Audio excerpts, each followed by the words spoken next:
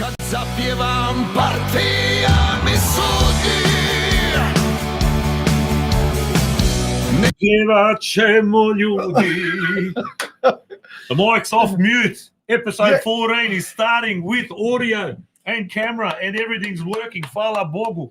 We've been here already for the last hour pre-recording an interview. We've had only one beer, so anyone that's out there that's watching that counts how much we drink, we've had one beer. Well, Rob hasn't even had half a beer. I've had one. All right, I've had one and a half. I've never had We're back another week. Apologies for the late reel. We were out at our Kumovis yesterday till late, so I didn't quite get a chance. Completely forgot to do the reel.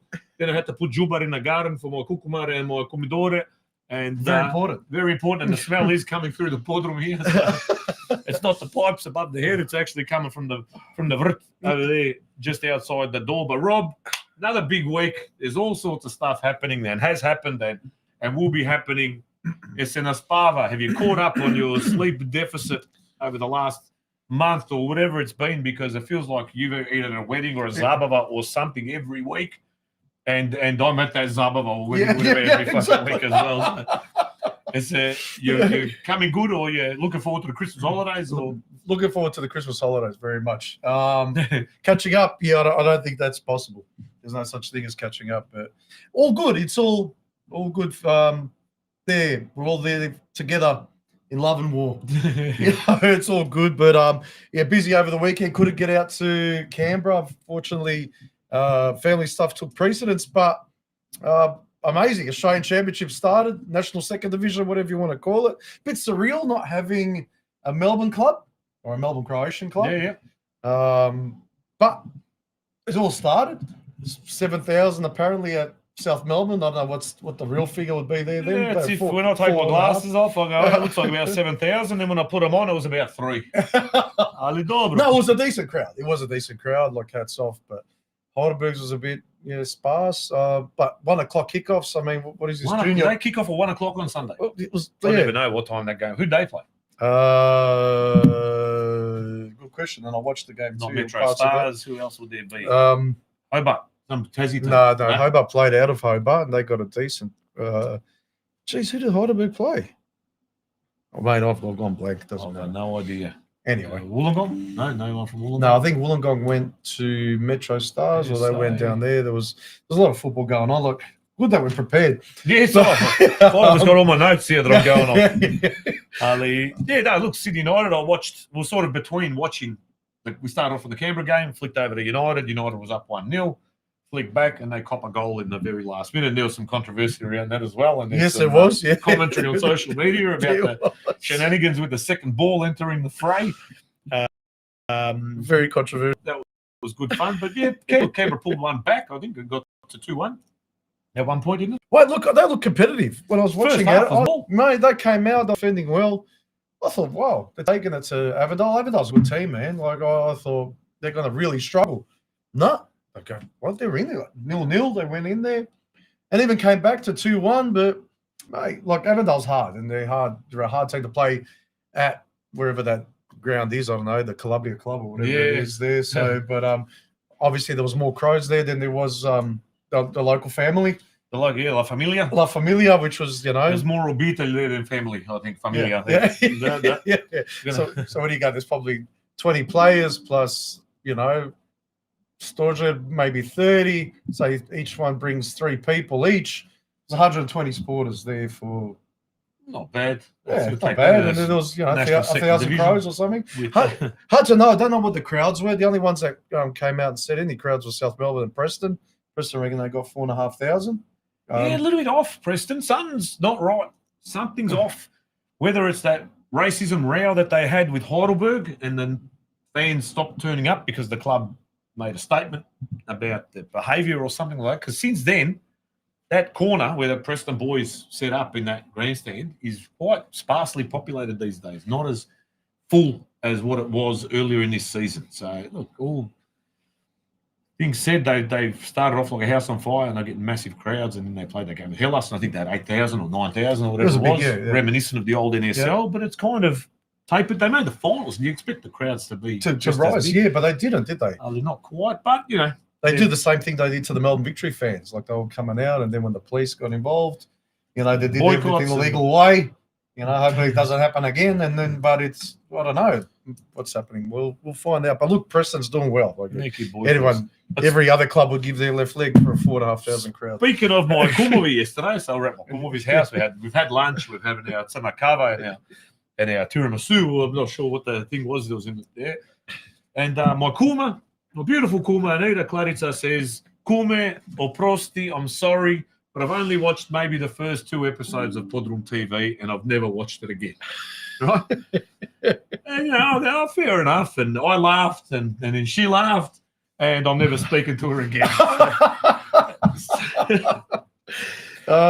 Yeah.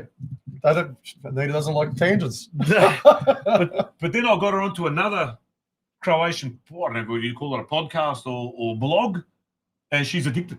To which one? I can't say. Okay. I cannot say which one it is, but my wife, we were all watching it there, my cool Ante and Steve Kralj and Anita, and we were just sitting around there, the 6 of us, and watching this blog, and it was fantastic. Okay.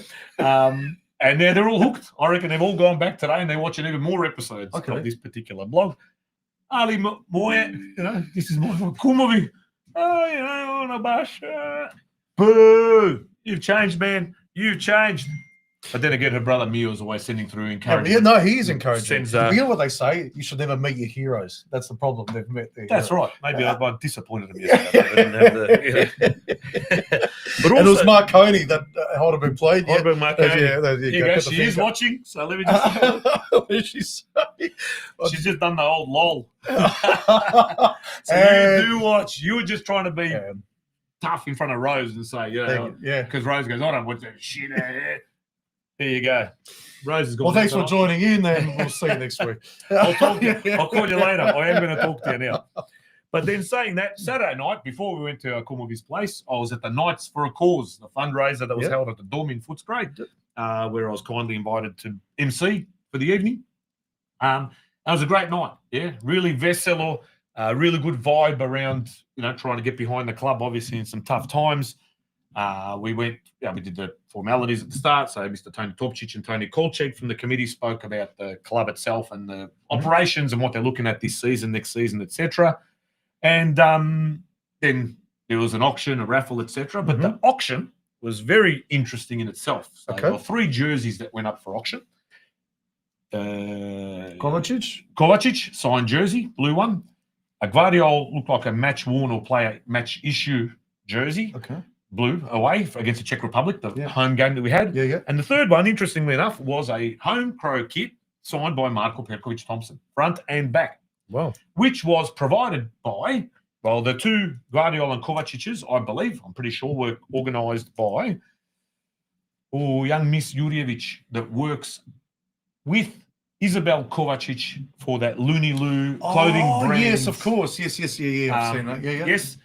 So she's in Zagreb, or maybe near Manchester, I'm not too sure, but probably between Zagreb, etc. So she would have organised those 2, because on a lot of her social media, she's always there with the Kovacic's and with Joško and doing stuff around the modelling, model their clothing and all that sort of stuff.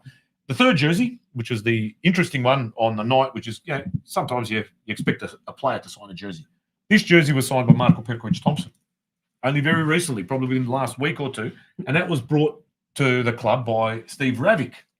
Some of you might know Steve Ravic. He's a filmmaker. He is a former, I'd call it a journalist. So I interviewed him on the night. So he's made a documentary about Charles Bielich. You would have seen him there. There's currently a documentary, will be a movie coming out, Diva, about Diva Grabovcheva, probably premiering here in Australia in November. A couple of other, obviously, movies that he's made, etc. He's a promoter. He worked for the Best magazine that came out back in the 90s. Remember that one? Even he'd forgotten about that one until I mentioned it to him on Saturday. But he got a video of the signing of the jersey. And I'll show you a quick video. And I've got another very important tidbit for those that may not have heard what is on the grapevine.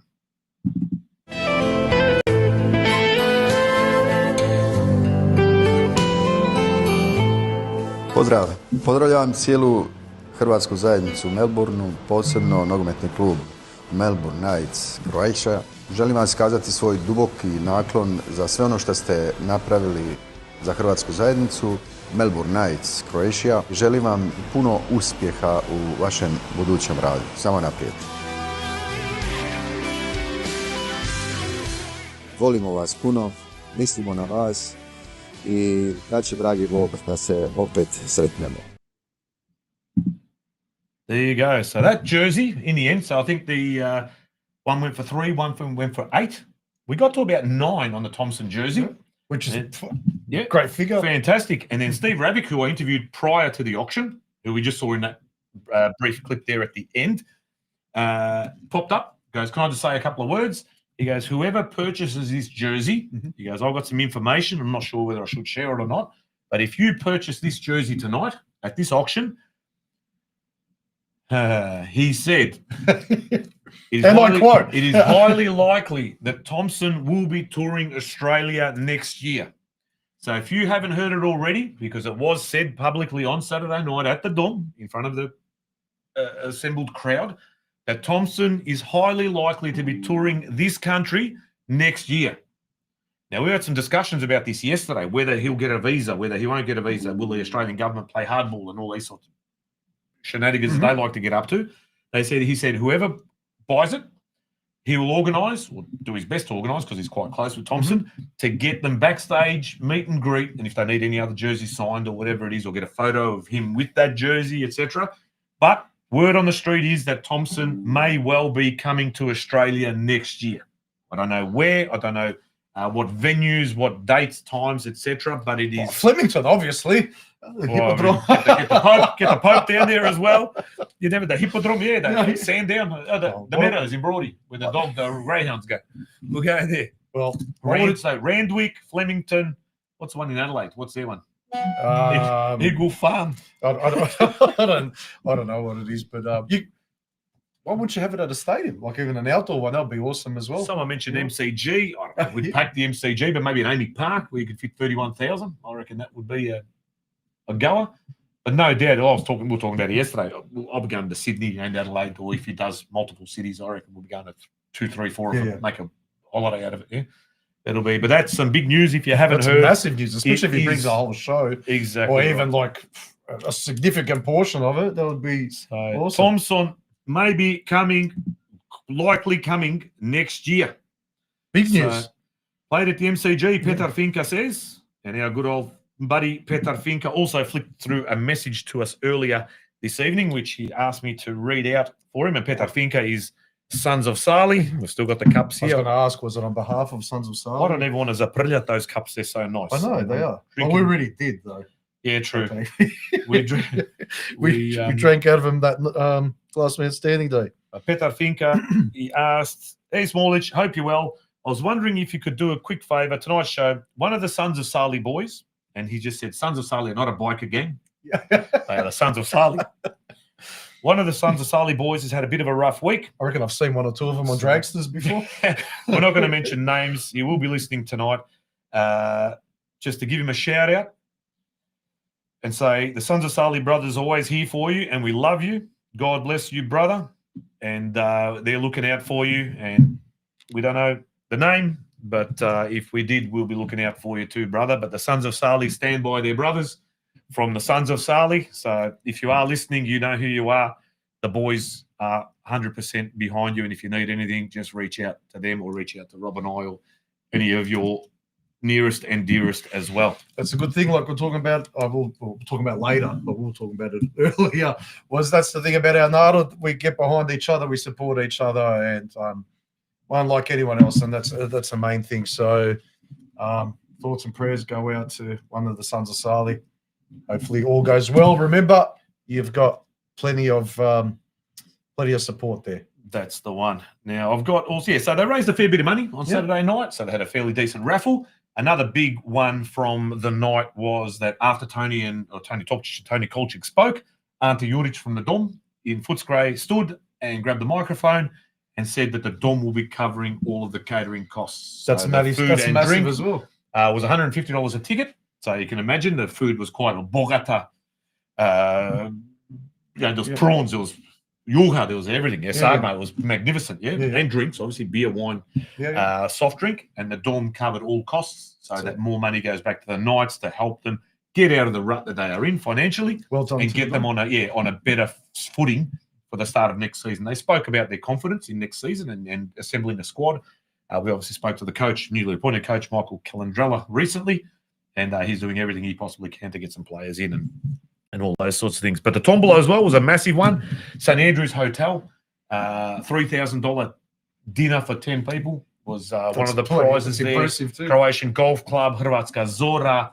It was 12, 13 prizes, and they were all fantastic. And I think also I sort of forgot to do it, but there was also a second 3,000 10-person dinner at St Andrews Hotel. So if you've ever been to St Andrews Hotel, it used to be called the Pump House.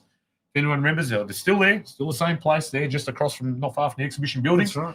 In inner city Melbourne, one of the best pubs going around. Excellent. In this state, get down there. Tony Voyage, absolute gentleman, volunteer, works his butt off for Melbourne Knights. And his family have run that pub for many, many, many years. We had our engagement there, Rose and I. We did a night train live from the Pump House, from St Andrews Hotel. So look it up, North Fitzroy there. Absolutely fantastic if you've never been. And he's saying that Tony Kolchek, who spoke, was at the Zabava on the night of his wife's 60th birthday.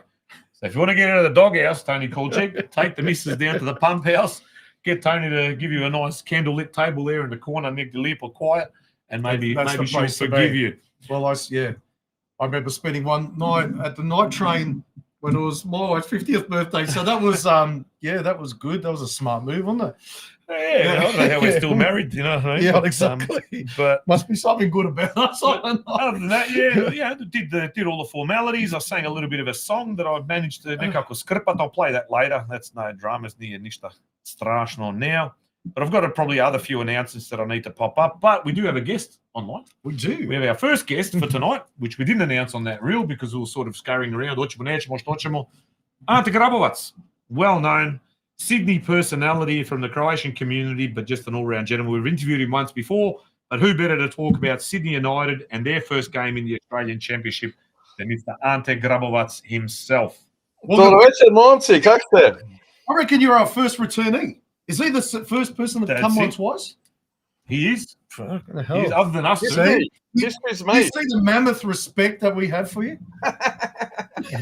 Well, you're talking about meeting your heroes and making sure they're good blokes. That's why I'm on this show, to meet my heroes and say I'm back. Oh, stop it. But mate, how was it? I know the weather wasn't great from all reports, and I couldn't really tell off the SBS footage.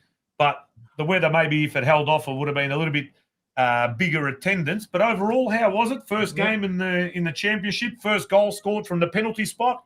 Overall, It was a strange old day. It was like 35 degrees up until about 1 p.m. And then all of a sudden this vjetar came and, looked like it was going to rain and everything else. But yeah, I was worried. I was sitting up there with 10 minutes to go. There were more coppers in the field than there were actual supporters. And then luckily they came out of the club, out of the King Tom club, and came through the gates, and it was decent, but yeah, a little bit disappointing, I suppose, overall. But You don't know what the numbers were? That 1,500 mark or so. Okay. I don't know the official figures. That's what it looked like. you should about have that. done a Hellas and said there was 17,000 Well, people there. They've been doing that for 25 years, mate. Well, I mean, when you look at it, you take away the Hellas crowd and the Preston crowds. So they said there were 19,500 across the 8 games on the weekend. So the average of the remaining 6 would have been around 1,500, which is okay, I suppose. But probably would have liked a bit more. It was interesting. You mentioned the Avondale game before, and the Avondale numbers on YouTube, because people think that you can only watch it on SBS On Demand, but you can actually watch all the games on YouTube. And the YouTube numbers had like 20,000 for Avondale versus Canberra. And I would have thought Sydney versus Bayswater would have been the bigger game, but they only had like 12,000 people watching. So, it's amazing. I watched both games on YouTube, and I think they had like about 2,500 live viewers at the Avondale game. And then the Sydney, I go, I wonder what Sydney United's going to be. And it was like 1.2, 1.3. And I go, shit, it was like half the amount. And I go, that's and I because all the Croatians were gathering together at someone's house and, had a barbie, and probably there were 20 watching. So, that doesn't come into the numbers, right? Oh, there would have been at least 3,000 in grey stains at Jakov Rimlic's house. Oh, that's right. Or a Kiko Čurić's pool party, and half the three-quarters of City United juniors in his pool. From what They're all on the Gold Coast a couple of weeks ago. So, yeah, why not? But you got 3 games kicking off at 1 p.m. on a Sunday. I mean, 3 at the same time as well. And you're Yeah. going, oh, and Well, you're talking about Saturday- numbers. Like, well, yeah, they're really, family friendly, really, Saturday and Sunday. crowd drawing numbers. Saturday and Sunday. So it's interesting. It's good for watching it on TV, but I suppose particularly during November, once the heat hits, it's going to be a bit difficult to maintain the quality. I suppose it's you could have a great day on the couch, watching football from 1 p.m. all the way through to A-League, all the way through to Premier League as well, if you wanted to on a Saturday, which is fantastic. But yeah, it's going to be interesting once the A-League starts this week as well, how much interest, how much media, the actual championship will get as well. And, the great thing was that there were so many good goals. I mean, the quality of the game on Friday night, South Melbourne versus Sydney Olympic, that had great highlights. Obviously, yesterday there was a goal scored from halfway down in Hobart by the Wollongong player, and that even made the news highlights, which is great to see on Fox Sports, as play of the day and things like that. So the more of those things that happen, then, hopefully the quality will shine through and there'll be more interest. But, we've got to wait and see. Obviously, the appeal of Sydney United versus Bayswater is not as big as this Friday. We've got Sydney United versus Apia, which is more of a derby. So it'll be interesting to see the crowd there, but it's away at Leichhardt, so which is not an easy place to get to on a Friday night in Sydney, and it's not an easy place to park around either. So it'll be interesting to see whether people just decide to stay home and watch it on TV, or whether they actually come out to the game. And do Apia have fans? But I remember back in the NSL days, they had fuck all. There was 1,000 people. I think there's watching some them. partnership now with the Rugby Wests or something or other now. What's the the West Leagues have got a massive, they've got clubs pretty much all over Sydney, plus in Nelson Bay and places like that. So they're a huge series of clubs around New South Wales in particular. So they've joined forces. There is an actual club in Ashfield, which is just around the corner from Summerhill Croatian Church. That place is obviously not too far from their home ground in Lambert Park and Leichhardt Oval, where they're playing this championship game with. So they've created that association. Apparently it's only for the championship, obviously a little bit more exposure in terms of the SBS and things like that. So maybe that's why West got on board. Apparently it's not for the NPL, etc. It's just for this championship. So I'm sure that they'll see how that, goes and what the numbers are like, and if they get any value out of it, and then take it from there, But yeah, it's interesting that they've done an association like that, and it's it'd be good to see other clubs to be able to get a little bit more of a push and a little bit more funding from others, and maybe bring in some players and things like that will draw crowds in. Yeah. Tell us about the controversy that happened just before the Bayswater goal. I didn't realise. I heard something in the background, the commentary. They go, "There's a multi-ball, or there's a second ball on the pitch." Rob's giving me a bit more context. Yeah, well, yeah. One of your colleagues that was just has become famous all around the country. Probably not for the right reasons.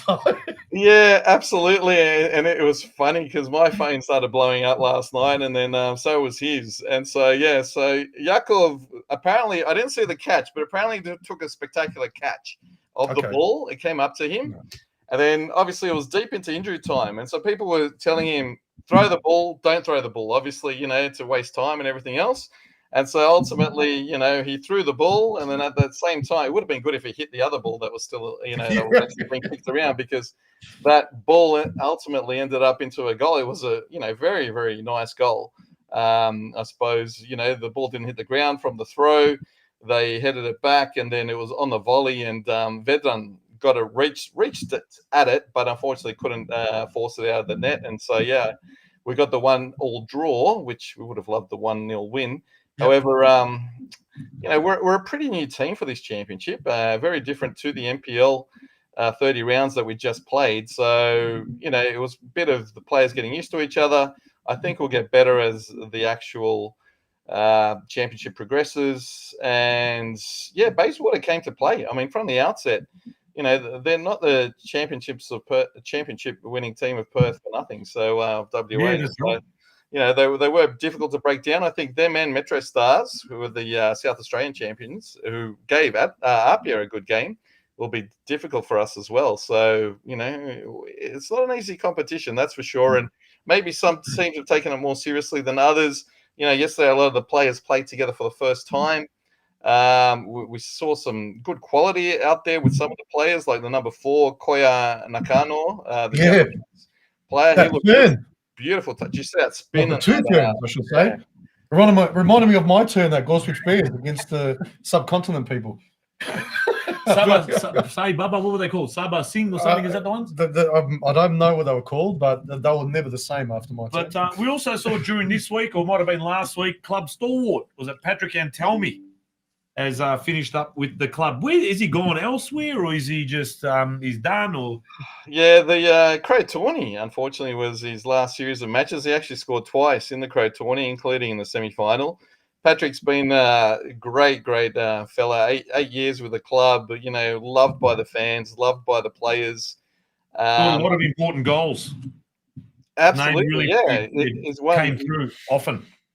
Absolutely. He's won grand finals with us. He's won Waratah Cups with us. He's been absolute, and he loves the club. I mean, I asked him yesterday, I go, Patrick, what song do you want as your final farewell? And his request was Igre Moja Hrvatska, because he absolutely loves that song. So after the presentation and that, we dedicated that song on behalf of him to all the fans and all that. And he had a cuddle with my Adam at the end, and they shed a tear and things. So, yeah, it was a very special day. And he, things happen, obviously, players move on, clubs move on, things like that. So, yeah, but it was a sad parting of ways between Patrick and Sydney United. And, all the best to him. And hopefully we'll see him again, on good terms, from what I can see that you're saying yesterday. And he's very close with all the players. I got to MC his wedding earlier this year as well, and that was a party and a half, let me tell you. Did you marry a rare South American wedding that I get to MC, and that was magnificent. But there's also a bit of controversy there. I mean, you said at the start of the interview that there was more cops there than there were supporters at one stage, but the excessive amount of police presence that was at King Tom yesterday, was that? Yeah, what was that all about? Is that? Yeah, well, I turned up an hour before kickoff, and literally the riot squad was there, lots of security, etc. And police were walking around, looking in case someone's placed, maybe flares or something under chairs and things like that. So was just such a way. Yeah, I know. But obviously, probably the federation or whoever has asked for a cautious approach at Sydney United home games. So I'd say that's why the heavy police presence. Obviously, nothing happened, which was great to see. So hopefully, in coming matches, we've got 2 more home matches to come against Metro Stars and Apia. Hopefully, they won't need to come back. Hopefully, things will calm down. But yeah, it was very surprising to see, particularly because it even looked like a bigger police presence than the Australia Cup game, which was against Sydney FC, because Sydney FC actually brought fans. Whereas Bayswater didn't bring any fans, so it was maybe because of the television live. I don't know what it was about, but yeah, unfortunately there was a big police presence, but fortunately there were no incidents. So they got double time. I reckon someone just goes, let's get the coppers some double. The union rang up and they go, let's give them some double time and send 100 of them out there to King Tom. 100%. They can retire early. Yeah, it was very much surprising and and off-putting to a degree as well. Yeah, that's the whole thing. It is off-putting, and it's actually incite a bit of aggro rather than calm it down when they're standing in someone's face. But anyway, that's a different problem. That's a problem that's been around for decades, not just lately. But there seems to have been a bit of traffic at King Tom in the last few weeks as well. Like what was that? A couple of weeks ago, there was a bit of a festival there happening. Tell us a bit it's been more massive. about that. Yeah, they had the 1100 anniversary of Kralj Tomislav, and so it was huge night with a big night with Prva Liga on the Friday night. Then the Saturday they had the big gala with Stona Sats, and then on the Sunday they had a big free for all for everyone, and lots of rides, lots of food trucks and things like that, picnic sort of day, and massive success. And so well done to King Tom for organising that. And the more we get together, the better it is. Obviously, in a couple of weeks, I've got Magazine coming there as well, so hopefully people will support that as well. And so it's all happening in King Tom. And obviously, before and after the game is always a popular place to be, and the restaurant always, Monday to Friday pulls in people as well. Whether sometimes like go on a Monday night and the folklore kids are there running around, and people are eating food and stuff, and so it's very, very, very interesting. Fantastic. And we had your friend Yelena last week on talking about her book, and we did say we're going to give away 3 of her books over the next 3 weeks. And what a better time to give, or not give, but put out there. Yep. Because how we're going to give away. She's suggested for the winner of the first book. Yes. The question should be: name a single that I released in the 90s. Yelena, possibly under a pseudonym. Was it Helen? On the Helena. Helena. It was Helena. Ernie Stigley and Denise Drosdale's show, whatever it was. If you know a single that Helena. I looked at these straws. What was it? What was her nickname? She had a nickname. Dizzy, I don't know what her name was. I don't know. Name a single that Yelena released in the 90s. So if you can be the first person that gets back to us, whether it's through Facebook, Instagram, or via the chat, whatever, I don't even know what this chat is connected to. I think it's connected to YouTube. Flick it through and let us know, and you will be the winner of the first book. Send us your details. If you are the winner, we'll announce it as quickly as we can, either tonight or next week. We'll get your name, and Yelena will sign the book for you, and we'll get it sent out to you once we collate all of the winners. Yeah, that was a fantastic call. Look up all of her appearances on the Today Show and Good Morning Australia and stuff like that as well, because there's a lot of YouTube videos of Helena performing her singles way back then with Bert Newton and stuff like that. So it's pretty cool. Just a little bit. A little bit more. It's done a great job. The book is fantastic. I've read the book, and great job. And hopefully she'll release many, many more. Could you name one of those singles? No, I'm not asking you to. I could. Good. I actually interviewed her 30 years ago on Crow 2000 when she was actually doing those singles. So, that was the first time I actually interviewed her. How many years has Crow 2000 been around now? I'd say 25 years. We just said 30 years ago. So 33 years. In September, it was the 33rd anniversary. 1992 it started, which was incredible. I reckon I remember playing the 20th anniversary. Yes. Yes. Right? Yes, absolutely. So that was a great one, actually. That would have been... At the moment, the fire extinguisher shot was going off in the middle of the dance floor. In true Sydney, Croatia. Yeah. That's right. And so, so 33 years, which is incredible, because a lot of people thought youth radio back then, wouldn't last and things like that. But it has lasted, obviously, trials and tribulations and lots of volunteers and things like that. But it's been a lot of fun. And, we've had people like Thompson on, people like Petar Grašo and stuff historically, and in the studio. Back in the day when you had to turn up, these days you can just record it and just do it, in your bedroom. But back in the day, it was fantastic. I remember being interviewed for Nomad Road. We're part of the Croatian National Theatre Melbourne, and we'll do a Nomad Road. And I remember you interviewing us there because Ante Graovatz was one of the actors involved, and you were, obviously interested in finding out what part of Croatia she was from and whether you were related or not. I remember that actually, that conversation. That would have been 97. Yeah, and I remember we interviewed you when you were singing with Tigrovi as well, Rob. There you go. Yeah, I remember we did a phone hookup, and that was good. There you That's go. right. And I heard you mentioning Diva Graovatz before, but my wife keeps thinking it's a movie about her, but obviously it's not. What was that? I said, I heard you guys talking about the movie Diva. Hello, are you there? Yeah, gotcha. Yeah, Petar Finka. Petar Finka, legend. Absolute legend. Absolute legend. No, I was saying Diva Graovatz, the movie, my wife thinks it's a movie about her, but obviously it's not. Well, that's what you told her. It's about. Everyone's got a diva, mate. All right. But I reckon when I was watching the game yesterday as well, I could hear the dulcet tones of a certain ground announcer, and I go, I know that. I reckon I know that voice. I think I might have some footage. Really? From yesterday. Oh no! That Not I've collated the 3 clips that I did receive from our good friend Ante. I've collated them and put them into just one single clip. And you listen out.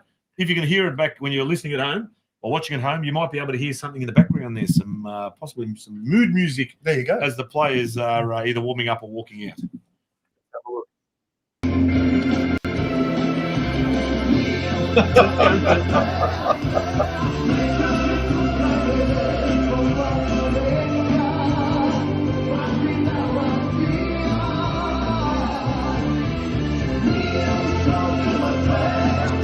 Everyone's got to hear Rob's voice.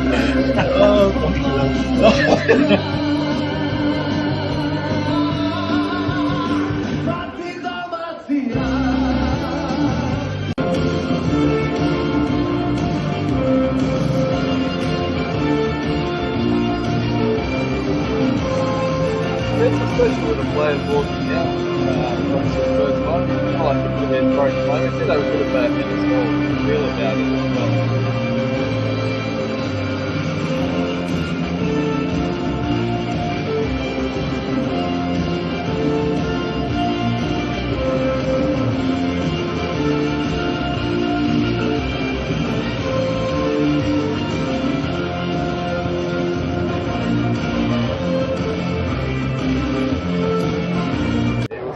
Dallas, Player of the Year, was nominated by the fans and the club this year.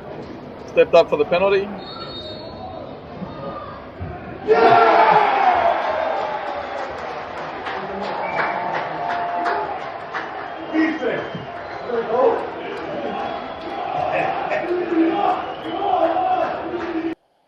There you go, the Croatian chant. Exactly. Ring it out on the national stage once again. Makes us proud. Gives you goosebumps when you hear it every single time.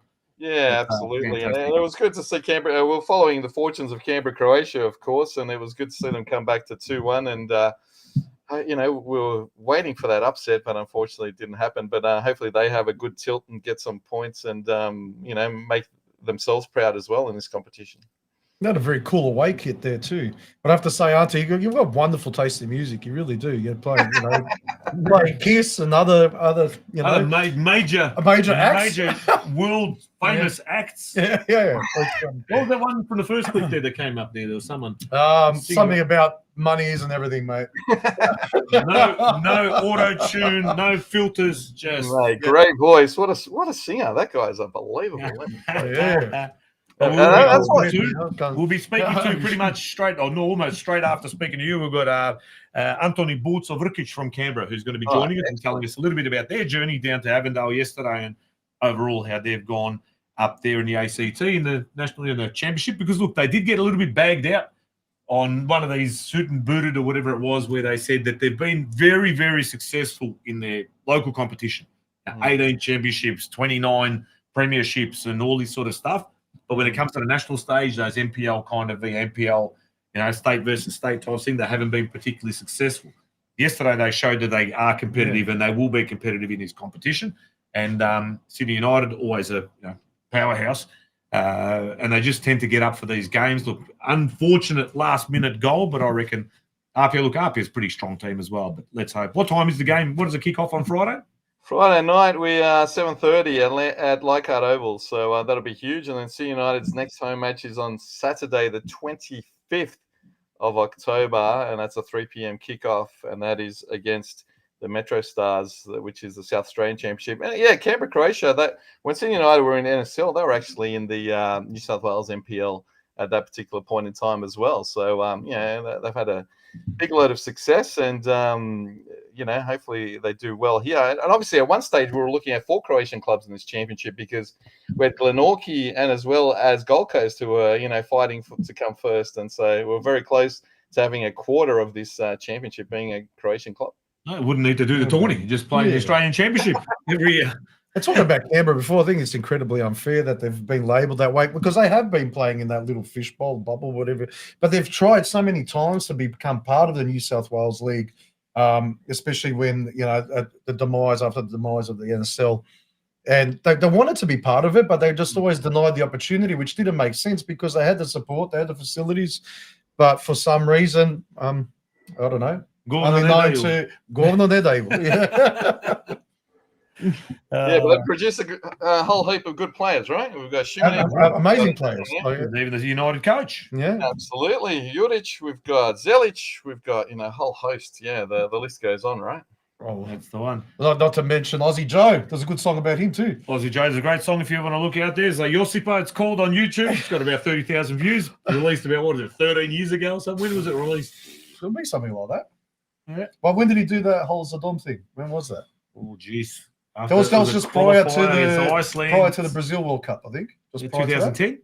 2013 then. 2013, 10 years ago. Yeah. Well, no, 12. What year am I in? Fuck me.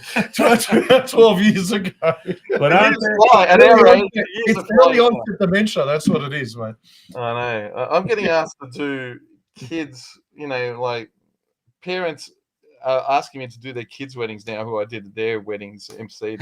It just blows me away how quickly time has flown. And when we mentioned before 33 years of Crow 2000, I joined in 93, so that would have been 32 years ago. So far out, crazy. Good times, and we're still here. Shows the passion. And what's that? Water polo club Primoz then? That's it. That's the one. Yeah.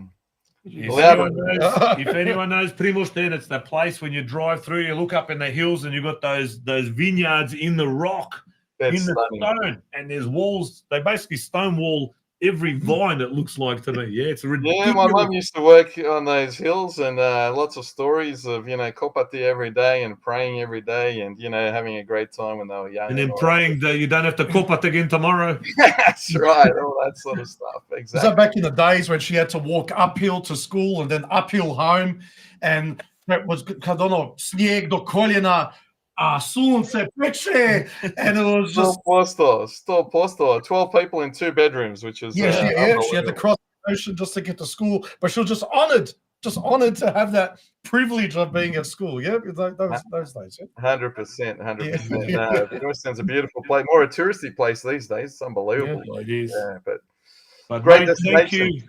Thank you very much for joining us again tonight, giving us that rundown on all things Sydney United and King Tom. Anything coming up in Sydney, though? Sorry? Anything coming up in Sydney in the next month or so? We've got a magazine, obviously. We've got the championship matches, and I'm sure there's other things that are... Herstal Zagreb, November 8th, the 55th anniversary. That's going to be a big night. You've got the Zagreb shirt on there, Anthony, so that's fantastic. That'll be at the Concord.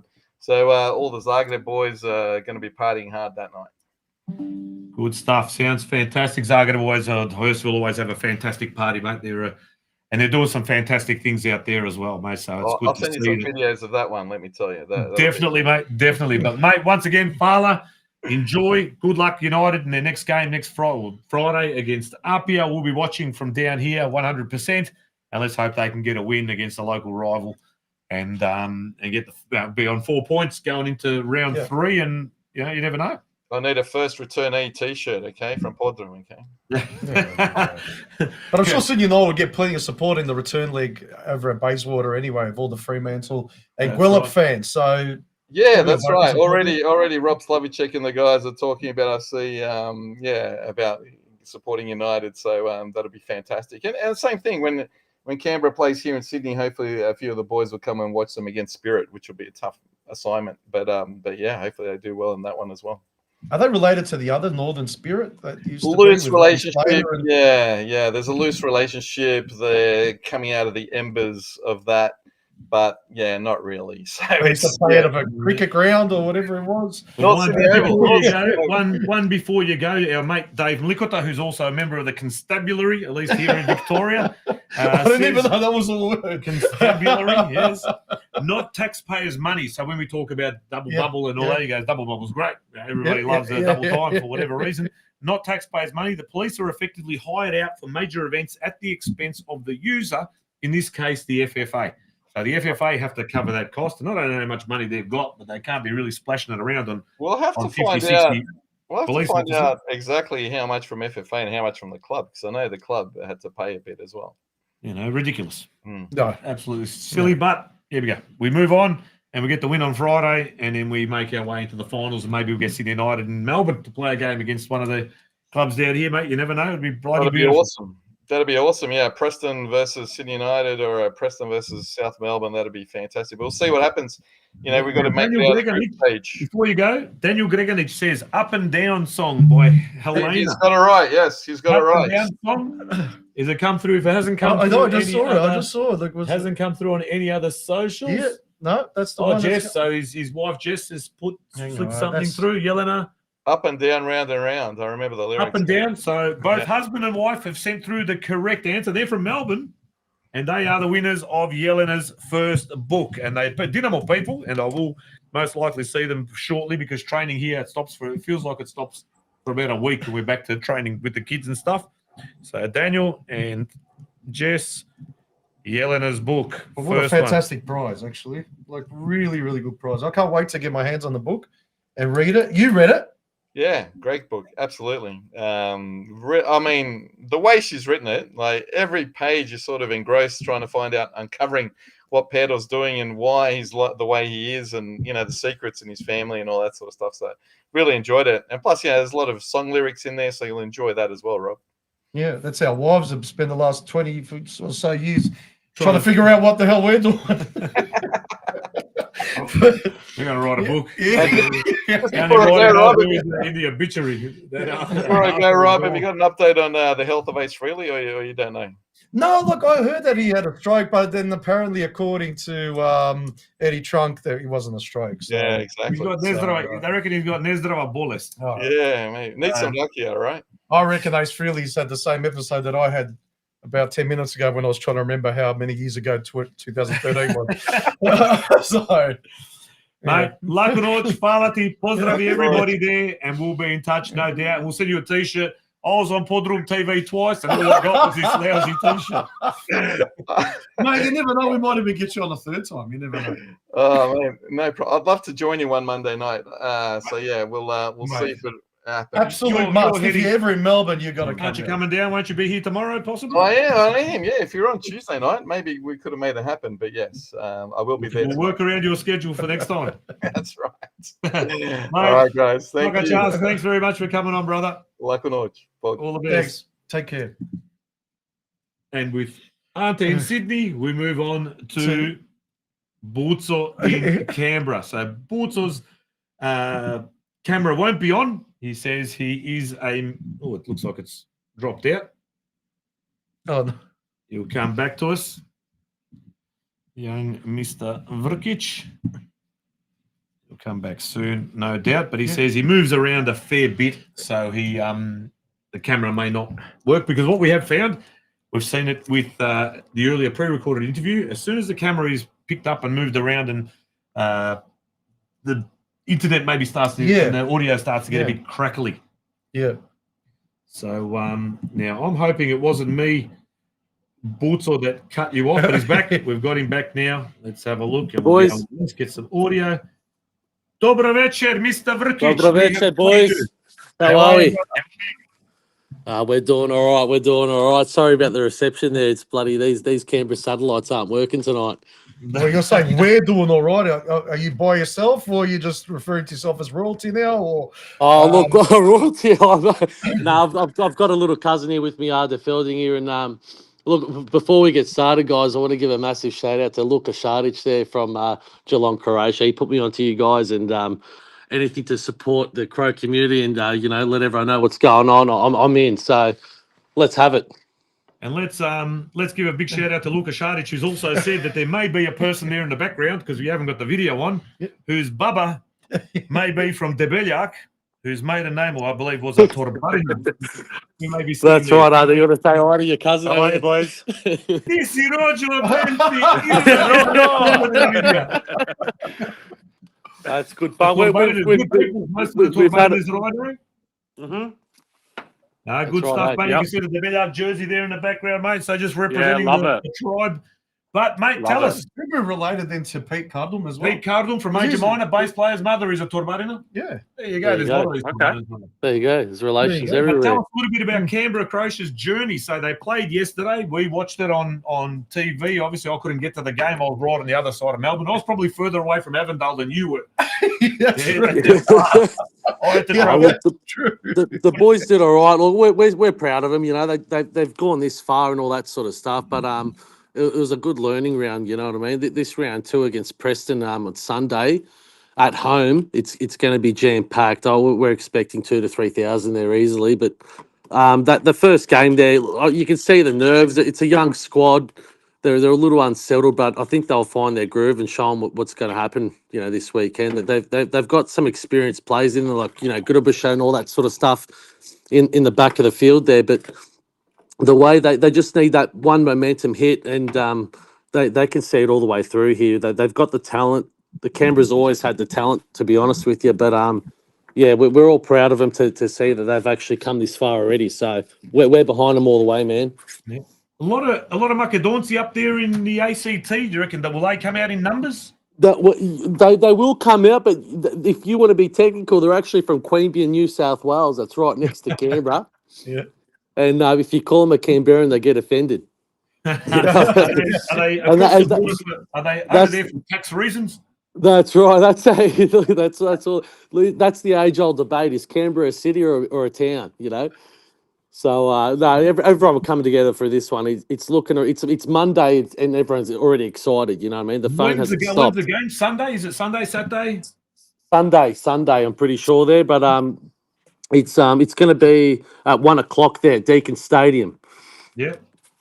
So we're going to early lunch or stick around for early. The early lunch might start on the Saturday. To be honest with you, if you guys have been to Canberra before, I'm sure you've seen the Crow tournaments we host here. We work hard, but we play even harder. You know what I mean? That's just how it goes here. Yeah, I've partaken in a beverage or two down in Canberra. Up in Canberra. I dropped my first. Any normal hardworking bloke would do the same. You know. Correct. I dropped my first, I think it was a 20-cent coin given to me by Pokoni Branko Rogic into one of those one-armed bandits at the Crow demos. I mean, as an underage fella, I remember there. But yeah, plenty of great tourneys in Canberra as well. The most recent one was fantastic, and I've been to many up in Canberra there. But I remember the first thing driving in on the Thursday, because these days the tourney now starts on a Thursday. I thought it was going to be a quiet afternoon. Pull in, there's Ante Peric at the car park and let people in and go, if that's the first bloke I've seen, is going to be the best tournament. It's going to be all right. No, we're keen to host the next one. The community's obviously every community across the country, has its ups and downs and all that sort of stuff. But we've always stayed strong, guys. We're ready to host it again. You know what I mean? We're keen and eager. We've got the young generation coming through as well, not only players, but everyone's just getting more and more support. So it's good to see it's still living and thriving. That's fantastic. And there's some works going on down there. Is that right? He's doing some renos or renovating the front of the club and upstairs, and I think they're going to tackle the hall soon as well. So we've got Lauren. She's the new president of the club now. She's doing an awesome job, and all the guys involved. Like I was there with the old man on the public holiday there on Monday with my brother helping out do the lights, and the entry's got a new lift for disability access and all that sort of stuff. But it's going to be a complete new sort of facelift, if you say so, for the club. It's going to be really, really good when it's done. So when you say your old man, is that the famous Marko Vrkic of currently the technical director of football operations, something like that? Oh, what he was 18 years as president and 7 years as director. Yeah, so he's gone on to 25 bloody strong years there. But it was coaching the whole time as well. He's just a machine. I know it's the old man.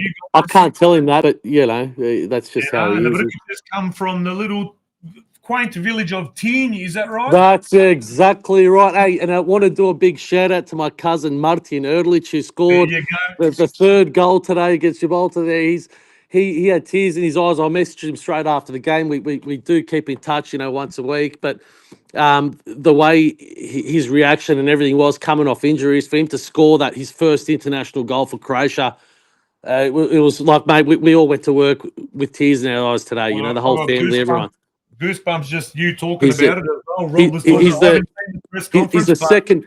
He's the second pro player to come out of 10. The old man was the first, so I've got to be proud of that. You know, No, the but old man it was, came, that was when the old actual man came highlight. here in '86. He came direct from NK Rijeka there, and then played first grade there at the club, and met my old lady the same year, and off they were married a year later. So that the Crow communities, how many weddings are still forming just from around the club itself? It's crazy to say. It's still going strong. Exactly right. It is. It's 100%, mate. 100%. Yeah, but The Tino, društvo and everything, guys. You can't beat the društvo and everything. You know, the discos, all that sort of stuff. The fundraisers we do, it's good, man. It's still a nice, healthy, thriving community. You know. But you said we'd love to host the tourney. Is there, you reckon these works will be done and you may host next year's tourney, or you think the next couple of years? I can't speak on behalf of the board. You know that, guys. Look, We'll try. I'm sure Try. we're open to it. We've got plenty of volunteers ready to go. But you know, if it comes our way, it comes our way. We're happy to host. That's how we are. No, it's always a great one, mate. And the casino, was it Canberra? I'm just trying to think. I think they kicked us out of 3. It's the only casino that doesn't have pokies. Yes. Yeah. That's right. Long as they got alcohol and they liquor smoke in some designated area, it's a fucking great night. Right, mate. You got 2 Crow clubs to choose from, and none of them run dry of alcohol. And it worked well last time where you had Friday, let's say the Friday disco was here, Saturday was the gala, and then the overflow of the people that didn't go to the gala, you had a family night at O'Connor. Yeah. That's it. That's it. Where We still help each other out. Fantastic, yeah. Great. It's the club still helping each other out, man. That's how you got to be. But that's how everyone helps each other out. You know, the community. Look, we've got a friend of ours, Pokunyi Mate Barbic. He died a couple of years ago, young age, 3 boys, and he was, you know, halfway through building his house. The whole community came together and finished it off for him. You know, and so the community. It was good to see. It's still that old school. Everyone helps each other out. You know, bloody fantastic. It's unreal. That's beautiful. It's how it should be, man. That's how it goes. That's what community is all about, right? 100%, mate. You're absolutely one. right. But next time we get you on, mate, you're going to have the video working, I reckon. So I can see boy, make sure it's not a Monday where I don't get slapped with concrete in the face, and we'll be all right. I reckon that would have made it really interesting to see, actually. Thank you, Fowler. Thanks for having me, and all the best. And all the best, guys. Thank you very much. No worries, mate. Svako dobro, and good luck to Canberra Croatia on the weekend, mate, as well. We'll be watching. Pleasure, Fowler. Thank you. Cheers, Ciao. mate. Ciao. Thanks to Burso. There you go. Borco Vrkic there from Canberra, from a famous Canberra Croatia family. Like you heard there, his old man, 25 plus years involved in the club, still involved in the club now in a technical or operational role. Related to Martin Erlic, who again scored that goal this morning for Croatia.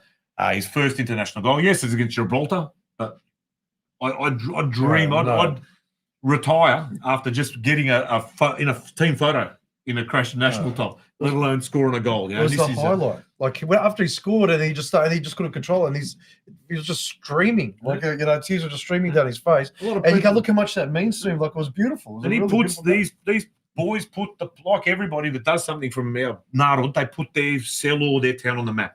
Now, Tien is a pretty small cellar, yeah, sort of out Zadar way, not far from my cellar as well, Rashtan, in that sort of neck of the woods. And he's a cellar boy. Yeah. Like he's playing for Bologna when he played for Sassuolo in the Serie A. In the off season, he'd come back and he'd be there's got video. Now, the Hrvatska televizija, Kopa computer and shit. He's in the Freza and he's digging and stuff, and he's just a salt of the earth Hrvat, you know what I mean? And then he scores for the country, and Tien was under. Got hammered pretty bad in the war as well. Yes, he would have seen that as well. Yeah. as a kid, and now to be playing for your country that 20 years, 30 years ago was on the brink of being extinguished, and scoring a goal and dedicating it. Did you see when he played after the World Cup, the reception he received when he came back to Tien? The cavalcade of flares, the whole Okolica came out. And they're driving up the hill towards his house, and flares upon flares on both sides of the road. It was ridiculous. They had that drone footage and shit. It was the Dorchek in Zagreb was good, but the Dorchek in Tien was even better. It was fucking amazing because it's a tiny little speck. Ali, he put him on the map at Soccer Chas. Man, I got goosebumps when he was saying I messaged him straight after it. I've got to watch the clip tonight. You know, that was just how he ran to the grandstand. He celebrated, and then about 30 seconds in, I think it's just hit him and he's just gone bang and the tears just started streaming. And till the end of the game, he's walking off the pitch, he was still crying. And you go, you can't bullshit that. Nah. You see how much that means to him. You see what that means to him going up there. You know, when, you know, sometimes we can be a bit cynical and you start saying, people, oh, you're lazy, you're this, you're that. Mate, look how much that means to them, getting up there, the amount of work that they put in. And, you know, there's going to be an example later on with the interview that we did with Brando Peric, Bulk and Bear, the amount of work and dedication and focus to go there and then to have a moment like that. It's beautiful. It brings a tear to your own eye. Exactly seeing right. that, because you just go, mate, that's what it's all about. So Exactly. but what a game. Like now all we need is one draw.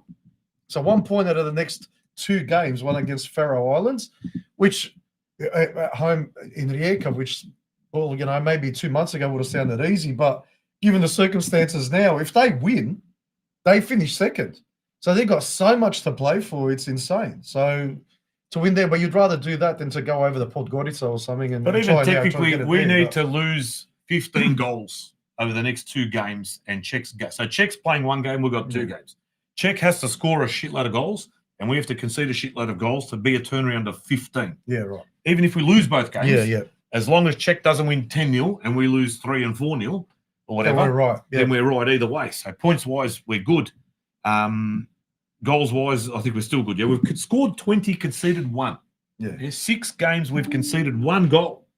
You know, and we have 5 wins and a draw. This has got to be our best campaign ever. It is. I was saying it even this morning, even on the commentary. They're going, "This is unprecedented."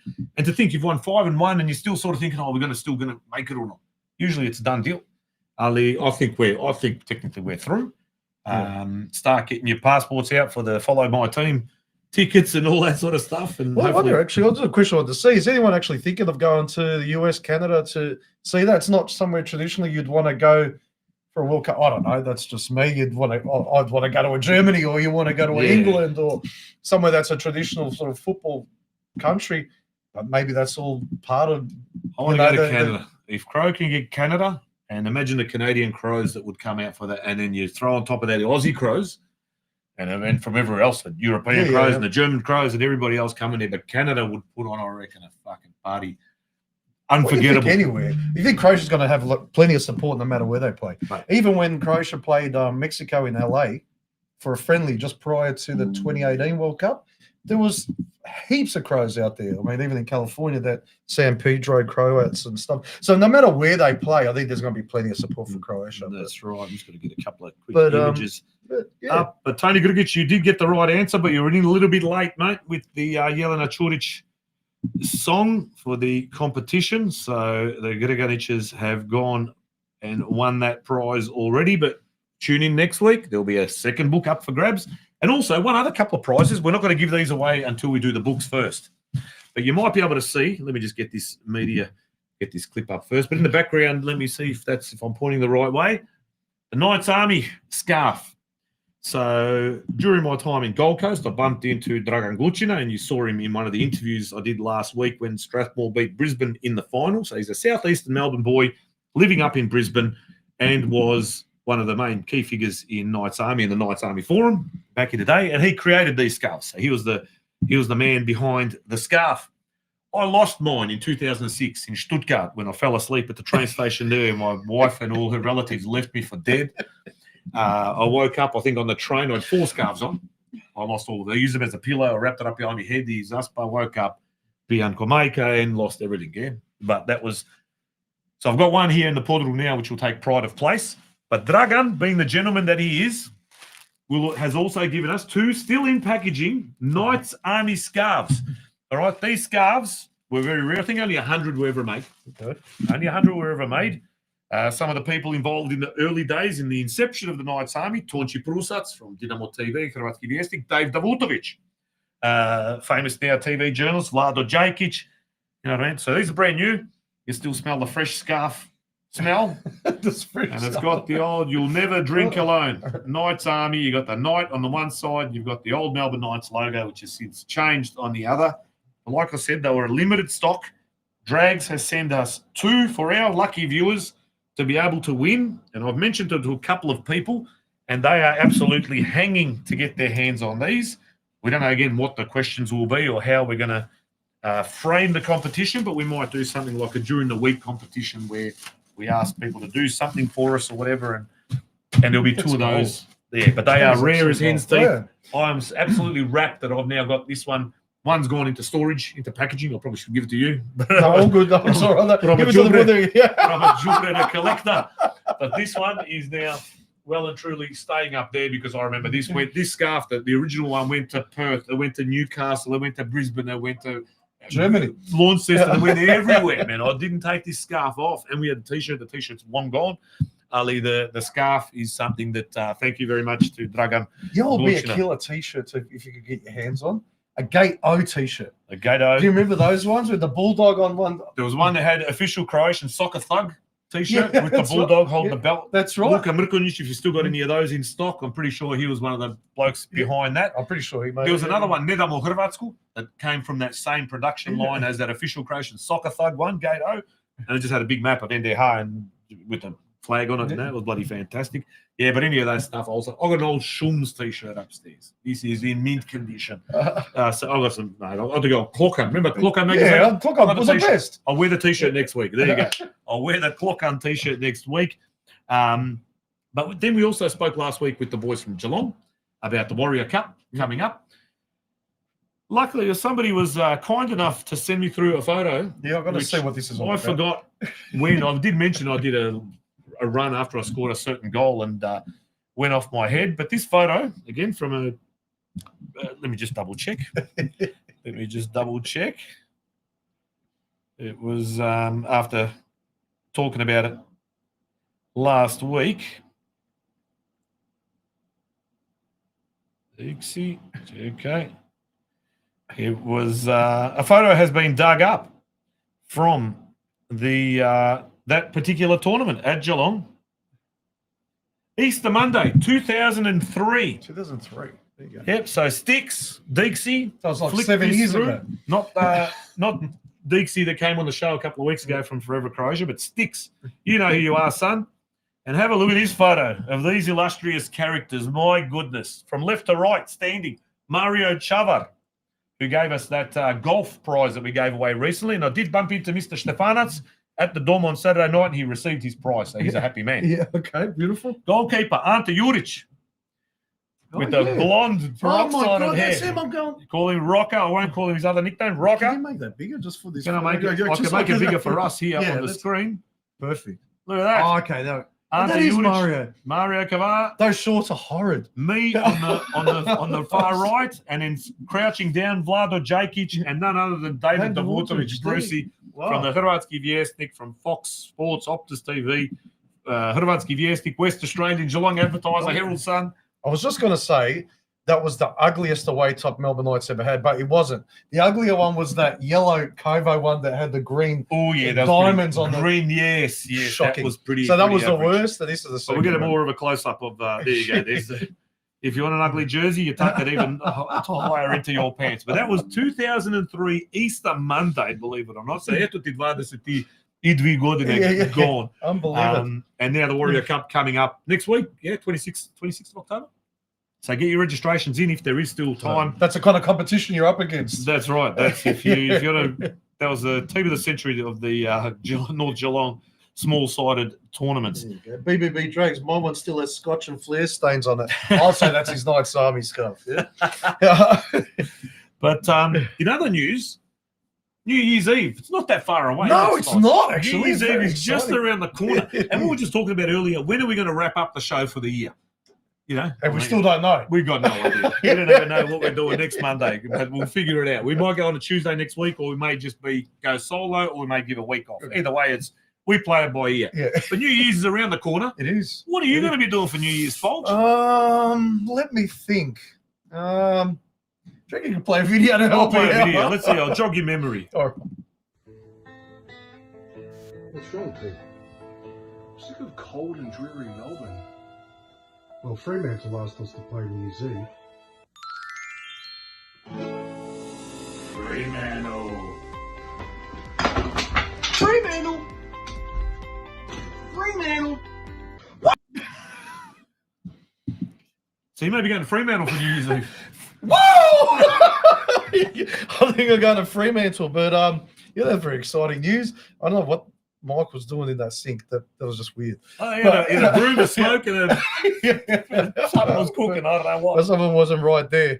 But at least he was cleaning up while I was lying down on the couch. But yeah, if you're out there or thinking of going to Perth or haven't figured out what you want to do for New Year's, come and join us over at the Fremantle Croatian, well, what is it? No, the WA Croatian Catholic Centre there in South Fremantle, North Fremantle, or wherever it is. It's there. North Freo. Just go there and we'll be there, and it should be a massive night. It's been ages since we played New Year's. Always So a this is great very night. exciting for us. It's The been North- almost 15 years since we've played New Year's, and we North said it's Freo going to take Dom. something special, and this is the special thing it's going to be. So My old scarf made it to North Freo Dom there, like I said, in 2001-2, whenever Knights played Perth Glory there. It was, what a night that was, man. Just off the hook.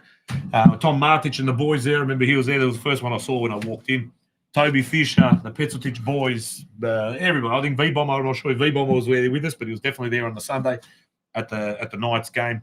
Perth, what a great place to get to. And the Narod there, Nash Narod in Perth is amazing, yeah. it's they're as beautiful as the weather is there. Exactly. Say that. So, And they but were there in numbers. They were in pretty good numbers and fine form at the 20 as well. The Western Knights, mate, when they lost the final and they sang.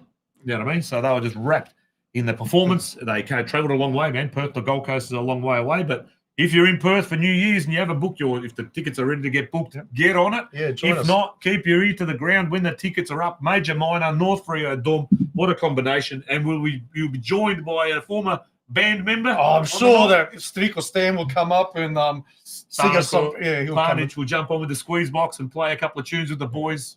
Fantastic, mate. And I know we've got a lot of people from WA tuning in every week, so we're really thrilled by that. So if you're not doing anything on New Year's Eve, I reckon I've got a pretty good suggestion for you. So yeah, come and join us. So But in other interesting news of things coming up, I received this one about the all-aged men's and women's butcher tournament, Melbourne Cup, Ochanya, 2nd of November. So that'll be, I think that's the Sunday before Cup Eve or Cup Day. what's the date? 2nd. Yeah, that would just The 2nd's a Sunday. Yep. Mornington Peninsula at the Australian Croatian Social Club down there, starting at 11 a.m. sharp. Teams of 4 over 13 years of age to participate. $80 per team or $20 per person. Contact Petar Puratic via SMS 0412 569 843 to confirm your team. Food and drink available all day, and there are jumping castles for the kids. Dalmatian Spit Grill Trailer will be there. Robbie Mladenic will be there with his famous. I'm salivating already. I think it fits 10 now. I think It's massive. That thing's adjusted it to fit 10 animals in there. Yeah. So I'll tell you what, I was at a number of years ago now with my cool Manta Klanica. We were there. We ended up after the Putta's joint, and from Putta's joint, we were on our way to Tutgaruk to go to Mark Torkic and Millie Torkic's place, but we ended up at Dujot Crnac's place in Dramana instead and walked out of the joint at 7:30 in the morning. So it was a bloody great weekend, and I'm not allowed to go anymore because of that episode. But this time I think I might try and get down. That's 100%. And following on from that, the Australian Croatian Social Club from Mornington Peninsula has also got their Zabva Saturday, 22nd November 2025 at the Rosebud Italian Club, 8 Newington Avenue in Rosebud, 6:30 p.m. start, $45 members and pensioners, $50 non-members, kids under 12, 25, 3-course meal, live Croatian music, and you can call Leo or Nevin, Leo 0491 442 297 or Nevin 0481 364 044. So get behind it. If the weather is good, and I think in Melbourne it's getting to 30 on Thursday. Is that right? I think so. It's going to hit 30 degrees on Thursday. So It's going to be an ugly 30. You know, those Melbourne that'll be Kisha, windy, like northies are just make you feel Croatian, sick and give you the hay usual. fever and all that. So it's going to be one of those the days. usual. But Spolds, do you believe in time travel? Do you believe people can travel through time? I do through YouTube. Do you believe that people can be reincarnated and shit like that, where they come back in another form, but like the Highlander, whatever. What's the Outlander on Netflix? That guy. I don't know. He's in fucking World War One. Then he's fighting the right. English in 1500 or whatever. He's all the quantum leap. Yes, I remember Quantum Leap. Leap. That was exciting. Back to the Future. Do you believe it's truly possible? Well, I think I'm about to be converted. because there was a chat that my wife is on. And a photo came up. Now, the original one on his first image may not be that clear. Oh. I'll tell you, it's from the Everything Croatian Facebook page. Grupa Ustaških Vojničara, Travnik 1944, right? It's had a couple of likes. And you can see here, Paul Grzinic, my cool soldier on the right, sitting down, looks like the bloke that hosts PodroomTV. All right, now we've been called Ustaši on this show. You've been called an Usta, I you have. So again, it's all deja vu. It is. Yeah. And then when you focus in on the actual picture, There you are. these people that are on this page reckon that this guy is me. All right, I've got one ear bigger than the other. This bloke's got both. Ali, that could be because the lens, the focus and stuff. But he does that. Unless you got the ears the size of satellites, you're not Croatian. If you are watching, does this image of a bloke from Travnik in a Ustaši uniform, is that me? Or am I not worthy of that? Ali, that is quite confronting today when I got that. I'm going, who do I look at? I'm thinking, oh, don't be some partisan or some shit. Or something. But no, they were Ustis. What do we get called? Ustis from Travnik in 1944. Yeah. So, yeah, I don't think I've ever been to Travnik, but I must have a good 80, 90 years ago. I think I was there. I just can't remember. That's great trip. be a biological memory. Yeah. Great trip, but good pickup by Paul on that one, and I had a good chuckle. And I might have to dress up next week. I may have access to a uniform very similar to that one, and I'll see if we'll put the two pictures next to each other and see does it truly look like me, right? Or I'll never work in a white collar industry again. That's interesting. Okay, I'll do it. I've got. There's some museum artifacts that I can get my hands on because they are collectors. They're not for just general public wear and that. No. These things are for collectors. Yeah, there are genuine, serious collectors out there that have these uniforms and such. And I might just maybe we might dress up and do the doppelganger trick. So if you find any more like that, Spolge looks like someone or I look like someone. I was there with a picture of me and Bert Newton last week.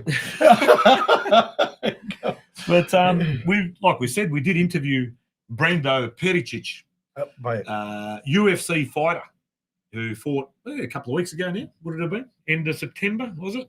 The Tawny weekend. That's right. Tawny weekend. That's Sunday night. It was in Perth.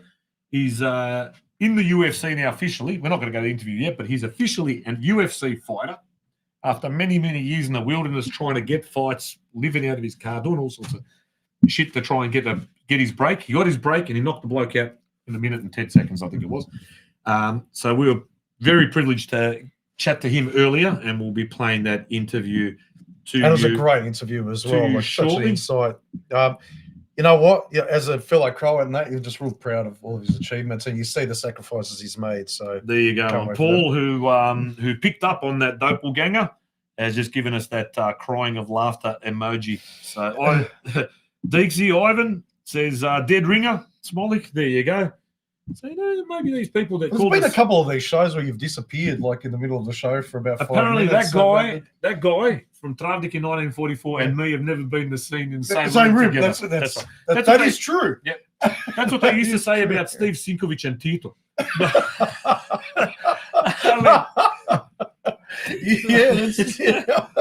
But one other one that I've skipped past. Let me just have a look, because I can't forget to mention that one, because again, it's a people by all means advertise, flick it through on the chat. Johnny Cash has sent through 14 December at Brimbank Park, Kilo, Hrvatska stranka prava, HSP Christmas picnic. See you all there, Zadom Spremni. So there'll be more information coming out as the weeks and months go through. But that's always a pretty fun picnic down there, Brimbank Park. Lucky you read out the acronym, because otherwise people would have thought they'll get a HSP. A Hellenic snack pack. So Stranka Prava, Melbourne branch, having their picnic 14 December. So again, the weather should be fantastic by then. Down there at Brimbank Park. Well, it is Melbourne. You never know. Exactly right. And I did mention before that during the Nights for a Cause on Saturday night, there was a brief performance. Again, it's getting harder and harder, Spolge. People do ask me to host and MC these events, which I often have no issue doing. getting songs together. You know, people say, sing us a song or Yeah. say something funny man.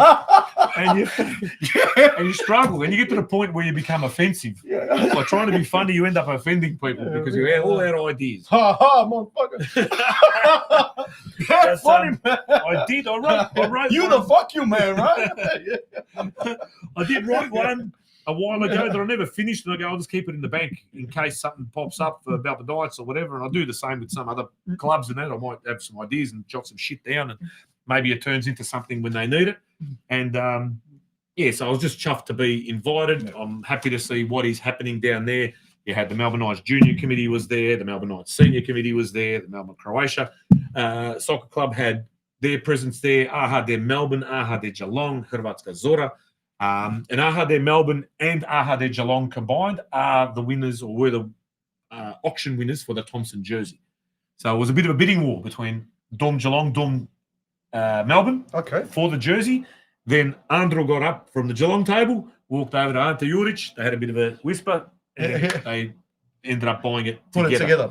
So there might be a rotational system. We'll have the jersey up for 6 months, you have it up at 6 months in Geelong and whatever else. But it was a pretty fierce competition. The Melbourne Knights Junior Committee was very, very close to getting it. I think the front runners, we had Dave Dragovic from Melbourne Knights Senior Committee, who was bidding as well, up to $11,500. And at the end, the joint venture by the two Doms, Melbourne and Geelong, ended up getting it. Ali, I did sing a song for the Narod that were in attendance. Now, thank you to Emma Cubbage. She sent me two versions of the same clip, one by her, one from her sister Carolina, but I used this first one because the audio seemed a bit clearer. The other one, the video was good. This one, the audio is good, even though, but hopefully you enjoy it, as I'm hoping the people in attendance. No one belted me, so it was all right. But I'll play the clip for you now. I might have to fast forward the intro bit and go straight to the song.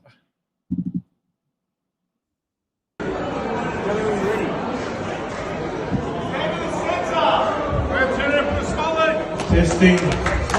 Test the microphone.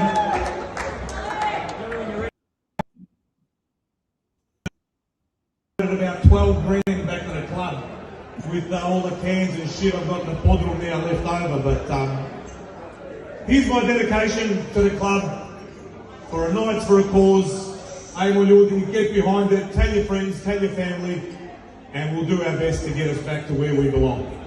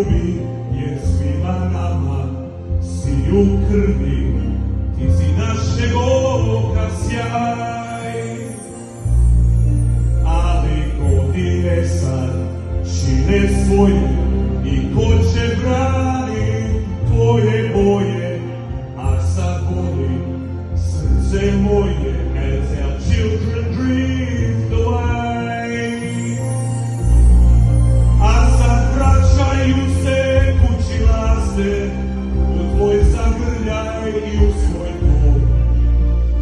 Neki moje dijete raste u krilu tvom. Bio si mi život cijeli, tu mi je stari svirao tvoj. Vratili ste izgubljenog sina svoj. I onda kad nas nema i kada odu svi, ostati će uspomena naše. Ti si naša svetinja i ne damo tebi. Make sure you all keep deep, people. Pledge your money if you can. Buy your memberships. Do whatever you can. Get the games, buy your tickets, and enjoy. Sve dok živi i sve dok diše i neka mi na grobu piše, ja sam uvijek bio tvoje dijete, jer ti si meni sve.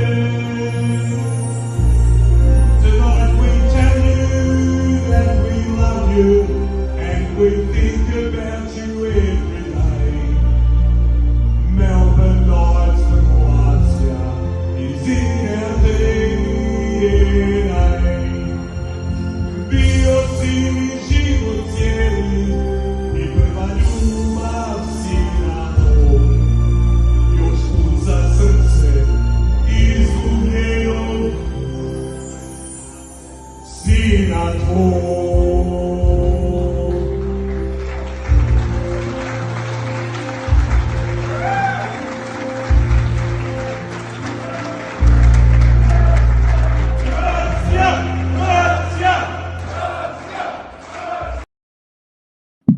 There you go. A bit of the festivities from Saturday night there at the Dom in Footscray. Another instant classic. Oh yeah, fella book. That's straight to DVD. I can't see why anyone would get offended. I don't think that's aimed at anyone. No, that was all good fun. But like I said, mate, if you can add a little bit of cheer to an already fantastic night, why not? People do expect it. I did tell the Narod that I won't be doing these for a long time. That's it. This will be, ne daj Bože, it's your last one. Yeah. When you say the zadnji put, that means you're going to umrit soon. No, Ali, yeah, I don't think I'll be doing one for a while. I'm almost all zabavan out for this year. It's been a big year of functions. Nekako, I don't know if I'm getting old. A lot of kids training, getting up and down, and then zabavan and picnics and functions and shit. But I'm almost done for this year. I'll have to start fresh next year. I know Strathmore Split will have their 50th next year as a Svetog Antu, 13th of June. Yeah. Put that in your diaries. And you're already booked. 13 June. You can't get out of that I'm one. not booked. I'm just assuming that I'm going to be doing it. No, actually, you're booked. Because you're actually booked. I don't know if I'm past oh, yeah, done. Lock it in. Because I'm expecting to read my own name out in the team of the century. Yeah, well, naturally. If not, I'm going to read it out anyway. That's bullshit. Because I'll be coming there with a captain's armband. I'm bringing my parents. I'm bringing my fucking mother-in-law. And Bobby. Yeah, switch your Deutsch. We're going to be waiting. And if I don't read my name out, it's an absolute disgrace. You know, Ali, 13 June next year at the Dom, Strathmore Split 50th anniversary again in honour. There will no doubt a lot of it will be in honour of Frank Rezo, late Frank Rezo, who made it to 49 years. Ali, Split next year. I think that'll be my first gig back from semi-retirement. I think we'll see. So I've got to write a big song for that one, but it's getting harder. But I do have a song for PodroomTV. I've written the full lyrics. Need to adjust a couple. Wow. But you'll be in this one. Okay, the first time ever, Spolge will be joining me in a song. I've written about 50 of them for Night Train and everything else, and I've never included Spolge. Actually, I can't even believe Night Train was just every week. He's like, I got another one. I go, fucking, where do you find the time to do Someone told me the other day they listened to the one from the Billy Wojtek episode. I think it was that fucking John Williamson song. The Anzac fucking song that I redid into, I can't remember which one it was. And someone else goes, what about that one about wearing green and black and Greeks in it? I go, oh, fucking, how do you remember this shit? Yeah. And my kids play it all the time. I go, that's all right. I'm like the Wiggles. Yeah, well, the kids you're an influence on the kids. Yeah. Did you ever foresee that? It's like high five. The kids listen for the music and the blokes log in for my kids. And Charlie, whatever her name was from there. Charlie. Charlie, the other one. Yeah. Fairies was good too. I don't know if you watched that. But, Yeah. But Rob, you managed this week to snag the exclusive, basically, interview. Well, not exclusive. Brando's done about 35 interviews since the since the win, since the bout that he had where he knocked the bloke out in a minute. But we believe that his 36th interview is the best one Absolutely. that he has ever done and probably ever will do. But we're on him early. Yeah. Right? Oh, yeah. We announced it 10 weeks ago. We are on him early. Well, look, he's been around a while in terms of training and trying to get to where he is now. But this is the beginning of something massive, right? Nastya is from Adelaide. That's right. He's currently living in Auckland, and that's where he's training out of Auckland because he goes, that's where I needed to be to get to where I want to be. And fighting in Perth for the UFC for was it his first official UFC? I think so, yeah. bout? Yeah, it was. And only bigger and better things to come for him. But we're on him early. We've got him on in the early stages of his UFC career. And we want everybody else that's listening in tonight as well to jump on, follow, send messages of encouragement, and you'll also see through the interview as well. It's not a cheap business to be in. Yeah? No. It is most sports, you get into it, you get good at it, you get money. Yeah? Other than fucking swimming and athletics and shit like that, unless you're Usain Bolt. The rest of these people have to pay their own way for most of these things. UFC is very, very similar to those sports. It's a professional sport, but to get to that professional place, it costs you a lot of money and a lot of živce and a lot of hard work and everything else to get there. So, again, this will be also a bit of a shout out to our community. If you do watch the interview and you like what you see and you see what Brando's doing for our Narod in terms of representing us now on the world stage in UFC, which is one of the biggest productions on earth. I think it's got bigger than boxing and all that. Yeah, stuff, I think so. Yeah, it's number one. You can get behind him as well financially in some way, shape, or form because the bloke is he's a Spartan. You called him, I think, in the interview. You hear it. He's living a Spartan lifestyle. He's made huge sacrifices, not just like sacrificing his family, but huge financial sacrifices as well. Time he doesn't see his family, for a year, and he's been there. How long did he say he was in New Zealand? 5 years. Yeah, 5 years. It's huge. It's a huge amount of time away because that's exactly what he needed to do to get to where he is now, and he's just starting. But any help that he can get, any support that he can get, i.e. sponsors, mate, get onto him now because this guy's going to do some huge things. And if you can make those and you get onto him now and probably at a discounted rate, you'd actually say. When he actually on the ground floor. Yeah. And the only way is up, yeah. And you'll see the confidence that he has in his own abilities. But we'll play the interview now. Me and Rob now got a bit of time to just sit back and Ante Graovatz. I've told Rob if he wants to go home, he can because the interview goes for, what is it, about 45 minutes or 43 minutes. I said, Robbie, ako žić kući, lipa, have an early night, and I'll just wrap it up at the end. You decide, but if you're still here, great. If not, if I'm not, like the Norwich, if I'm still here, I'll see you then. Exactly right. But here's our interview from earlier this evening, so it's much later in New Zealand than what it is here. So we had to get him early, otherwise his bedtime for his training regime is quite strict. But here's Brando Peric, UFC fighter, Croatian boy from Adelaide, doing his thing on the world stage, chatting with PodroomTV.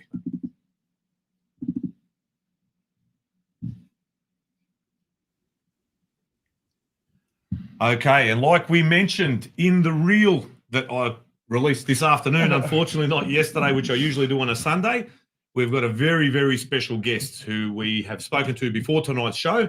Obviously, the man is an athlete. He needs to have a routine. You don't go into the UFC and knock blokes out by going to bed at or do a 4.5-hour podcast. No. Drink a rakia and Carlton Draft. No. You need to be in bed pretty early, up pretty early, and out there smashing tires and doing weights and doing all sorts of shit. So, very special guest tonight. Brando Peric, the Balkan Bear. We've been talking about it for weeks and weeks. We've been talking about it since we started the show, and we've been anticipating this interview for weeks now. We've finally got him. But let's not delay any further. What do you reckon? Let's have a look, or we might get beaten up. He might Boys, good to see you. Brando, how are you, mate? Yeah, good, mate. Just finished training. It's good to jump on the pod with you, boys. There you go, mate. So we asked you before, just a couple of minutes that we chatted. I thought, you're an Adelaide boy, but you're dialing in from Auckland. Yeah. Look, I was born in Adelaide, but I had to move my life to New Zealand to follow my dreams. So, yeah, I'm currently in Auckland. It's 8 p.m., bit past my bedtime, but I'll stay up for you lads, no worries. Absolute champion, mate. I know you're an Adelaide boy. That's why I wore an Adelaide top here to represent. You know, I've got a bit of a connection with Adelaide myself, with my wife coming from Adelaide. And that's how I actually met your mum about 15 years ago at a wedding. And you probably know her very well and know that we had a few shots together, or maybe more than a few more than a few. But it was a great night and a great wedding, and that's how we met off. And your mum, Yasna, she's an absolute champion. I met her a few times, so I feel like our connection, we're related.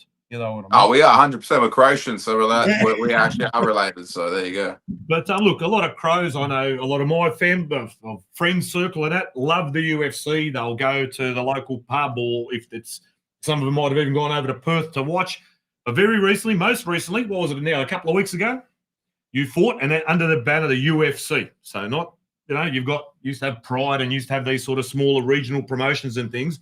But UFC, you put the bloke out, what was it, in the first round? 1 minute and 55 seconds. I had a photo. I've got a photo. It's one of those like that Muhammad Ali photo where you're standing over and the bloke's he's asleep. Anyway, he's like Norwich, Mr. What was his name? I don't know. I don't think he knows his name after that as well. And not only that, there was a number of fights on the card event as well. But you also got, was it that bonus $50,000 for best, was it knockout or best bout performance? Or whatever it was as well? I actually don't know. It's performance of the night, I think. It could be for a knockout. It could be for the performance. Maybe it was the speech. I said the C word 3 times on national TV, so maybe they loved that. I don't know, bro. But all I know is that 50 grand is going to come in handy because, it's a long, hard road to get to the UFC, and I'm just grateful to be there now. I'm glad to cash these checks in. Unbelievable. And I know that we had to delay this interview for a few weeks because you were in training mode. And, mate, hats off to you for your focus and dedication. You're an absolute beast. It just freaks me out. And it just showed. And the fact that you went in there and in 1 minute and 55 seconds, you just demolished him. I'm actually not surprised because as soon as we heard, I'm not having any interviews before, while I'm doing it, it just showed you're a focused guy and that you were out there to prove something. Yeah, this is my life, I sacrificed everything for this. This is all I have. And I left my family, left my friends, I left other career options, and I just fully backed myself and believed in myself. So when I came to New Zealand 3 years ago, I didn't come here to fuck around. I didn't come here to party or to I don't mind to go fishing and hunting, but that's on the weekend, But yeah, I'm here to train and to become a world champion, There's only a few Croatian fighters in the UFC, and I'm a heavyweight, so I got to carry that flag for us. Have you met any of them in your journeys? So I know you got Delia there, and everyone knows the Crow Cops and the Stipe Miocic's, but there's a couple now. I think there's 4 of you now, so yourself and 3 more Crows that are currently in the mix. I'm not sure. I think there's so you got me, Ante Graovatz. I don't know him personally. We message back and forth every now and then. He seems like a really good person. And I met Ivan Erslan, who my teammate fought. He's a really good dude. I'm not sure if he's in the UFC anymore. I think he maybe has taken a step back. I'm not too sure. And then I actually don't know if there's any other Croatians currently in the UFC. So it's just us 3, I think. But I know with Delia, he's kind of very closely followed, and I'm pretty sure he's pretty good mates with Tom Aspinall. I think he sits in his kind of corner and cheers him on. What about yours? You had a pretty famous bloke that was cheering you on from the stands as well. Yeah. Look, this is why I actually chose to come to New Zealand, because in my eyes, it's the best gym in the world with the best coaches and the best fighters. And I wanted to be, the first UFC heavyweight from this gym. And then, to become a champion myself one day. I'm still very green. I've only been fighting for a few years. I started fairly late. I started at 24 years old. And I struggled to get fights. And now I'm in the UFC finally. I want to fight as much as possible and have a very long career. So it's actually fascinating how hard it is to get into the UFC. And I know watching some of your interviews and that it costs you a fortune just to train, get these fights. Is it really that tough a slog? I think from a lay person, and I am a lay person, I'm not that sort of don't know that much about fighting and all that kind of stuff. But I was intrigued to find out how much it costs to get into that world. Like it's Look, just it's normally it doesn't cost that much. Normally people fight, but in this day and age, there's a lot of people that don't want to fight, and you've got to dangle a little carrot for them. You know what I mean? And look, even though Australia is a big country, the population isn't that big, and there's not many heavyweights. So, look, that side is done and dusted. I don't have to think about it anymore because that was like 8 years of hell. You know, trying to get opponents and. Yeah, I'm in the UFC. That's all that matters. There's a lot of tough men to fight, and I look forward to fighting all of them. The bigger, the badder, the better. Give me them all.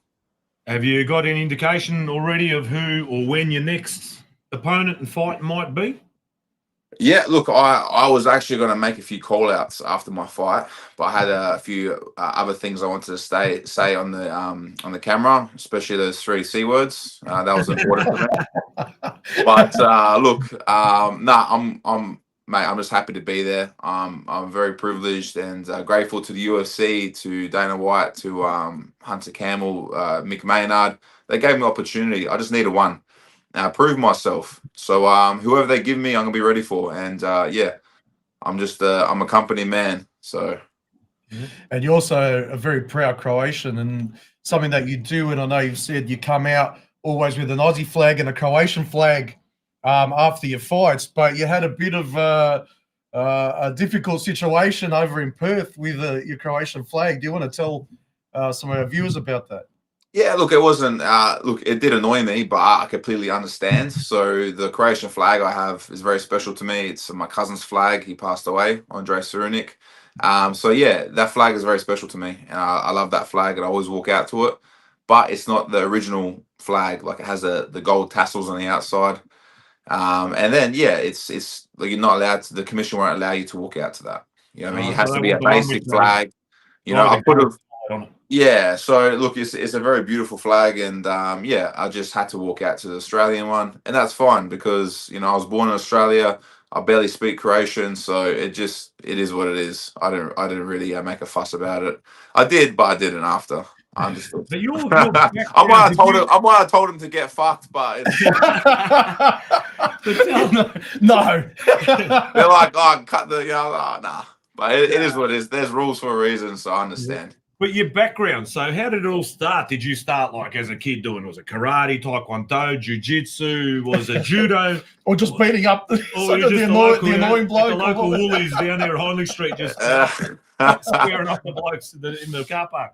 Yeah, well, actually the first indication I was going to be a fighter was when I don't know how old I was a toddler apparently.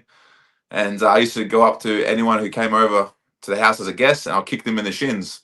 So that was the first indication I was going to be a fighter. And yeah, my uncle was a boxer, a good boxer, and I used to always try to challenge him. And yeah, it was in my blood from a young age, and I always liked to challenge my dad or my uncles to a fight.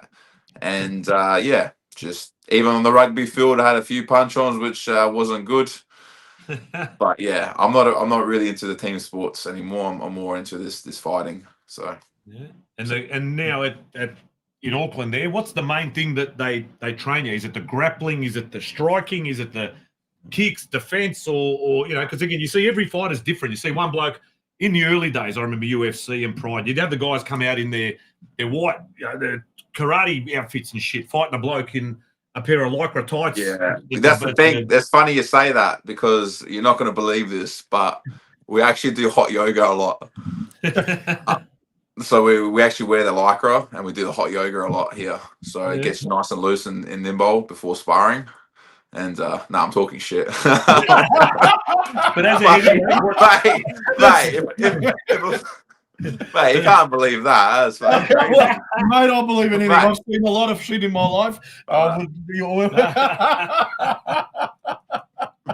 Nah. Look, we do everything. It's mixed martial arts. We do a lot of, striking, boxing, wrestling, jiu-jitsu.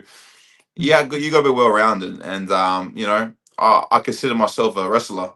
So, yeah. At 196 centimeters tall, 118 kilos, is that right? 195. Yeah. Okay, 195. You get short as you get older. But 118 kilos. But the thing is, you've got a lot of power, that's shown, but you're also very agile, you know. And I remember that was one of the things the commentators spoke about you, is just how agile you are for a big bloke. I'm actually like 118 is what I like go into the fight at. You know, I've been on a diet and everything. I normally walk around 125, 126. But yeah, no, look, I've always been athletic. I've played a lot of sports. I've been very competitive from a young age, and I was always, you know, whatever I did, I wanted to be the best at it. So yeah, I'm big and fast and strong, and yeah, I identify as a middleweight. Okay. But I know you also said, like, you started off, there was indications you're going to be a fighter, you're kicking cousins in the shins and wanted to fight the uncles and your dad and whatever. But you've said, and you've actually said that you've changed a lot in the last 12 months as a human being as well. And one thing that really got me was one thing that you said after you got off and you were emotional, and actually you brought a tear to my eye, and that's honest to God, hand on heart, because I just felt that relief and I felt how much it meant to you, and it was really actually moving. But you said, but for once in my life, I'm proud of myself. And I mean, that's kind of extraordinary coming from a guy like you who's achieved this amazing achievement that you're already there. And I think you're on your road to becoming something, like doing something really special. But how did it take to get that mental health and mental fitness to come in and change and say, I'm proud of myself, I can do this? Yeah, it's been a lifelong journey, you know, lots of ups and downs, and I'm just grateful to be here. I'm grateful to be alive. I've got the right people in my corner, and I'm just happy. You know, I am what I am, and you know, I faced my demons in the past, and I'm glad I did. And yeah, I'm just proud to be here to do something that I love, and I'm going to use this platform to help as many people as I can. That's something that I really enjoy. Is I want to give back to a lot of people, because I had a lot of people support me and save my life and give me a second chance in life. So yeah, you know, I recommend anyone to, you know, get rid of the negative people in their life. Go to a gym, find the right gym. I changed 4 different gyms. You know what I mean? So if one gym doesn't work out, go to another gym. If that doesn't work out, go to another gym. You will find good people. So yeah. Just keep going and believe in yourself. And you said somewhere, I think even it was just one sentence or one word, bit of advice that just changed your perspective as well.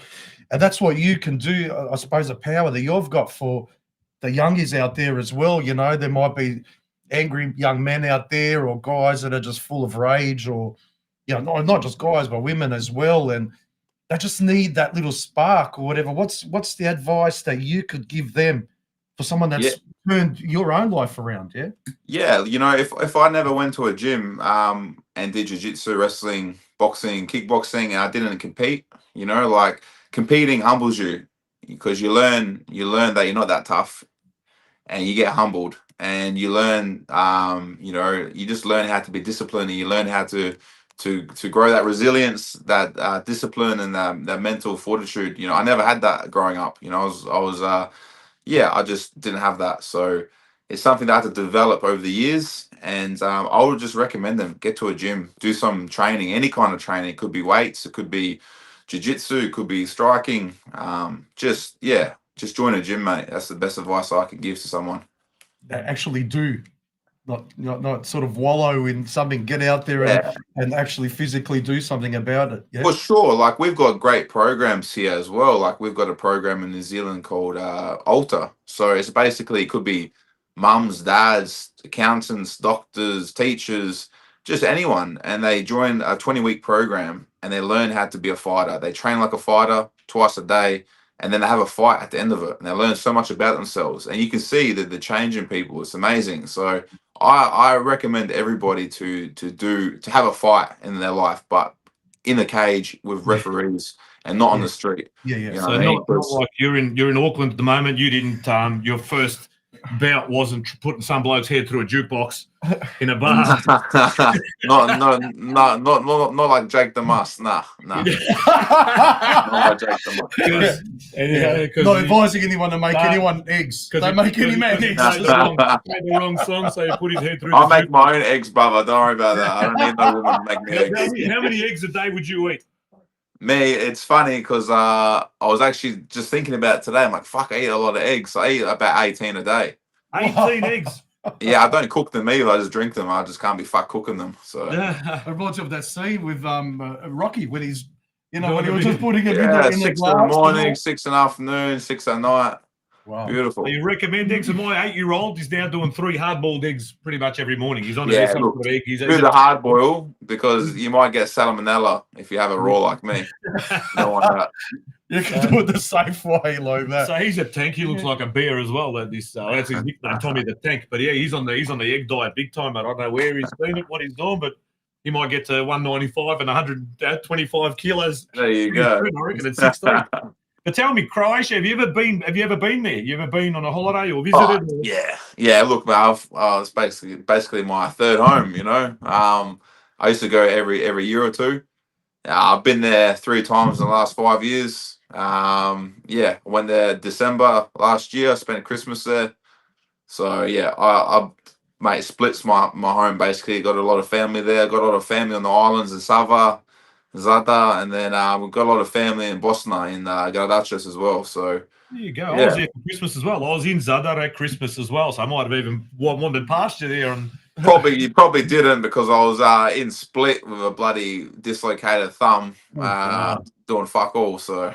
If I saw you in Zadar, I would have done the walk past and done the whole. Yeah. You're looking at. But we'll take the piss before of Rocky and say, like at Rocky 4 when he goes to Russia and he starts pushing tires and doing that, he grows a beard and all of that kind of stuff. And Ivan Drago's getting like injected with all sorts of things and that. But you did your own Rocky thing. You moved to New Zealand and basically lived in a gym, in a car, the most Spartan existence that you could ever do. And I know you're a Crow kid, so you're a mama's boy, so mama's never going to let you sleep in the garage, but you've gone and done this self-inflicted. Yeah. It was a choice. It was a choice as well, Like, I'll show you my room if you want, because I'm actually upstairs in the gym I used to live at. That's awesome. So there's my kitchen that I made. Right? This was the hang on, let me put the light on. So this was the mats. So this was all storage. When we moved into this warehouse, there was nothing in the gym. It was all like old construction equipment here. This was a mat I slept on for about a year, 8 months. And then eventually we cleaned everything up. We built these rooms. And then this was my room I spent a good year and a half in. So I built all the shelving, built the wall. And then, it's not much room. It's like enough for a double bed. And then there's 620 days. 620 days I spent in this room. Wow. Wow. So, Like Shawshank Redemption when they carve the numbers into the walls.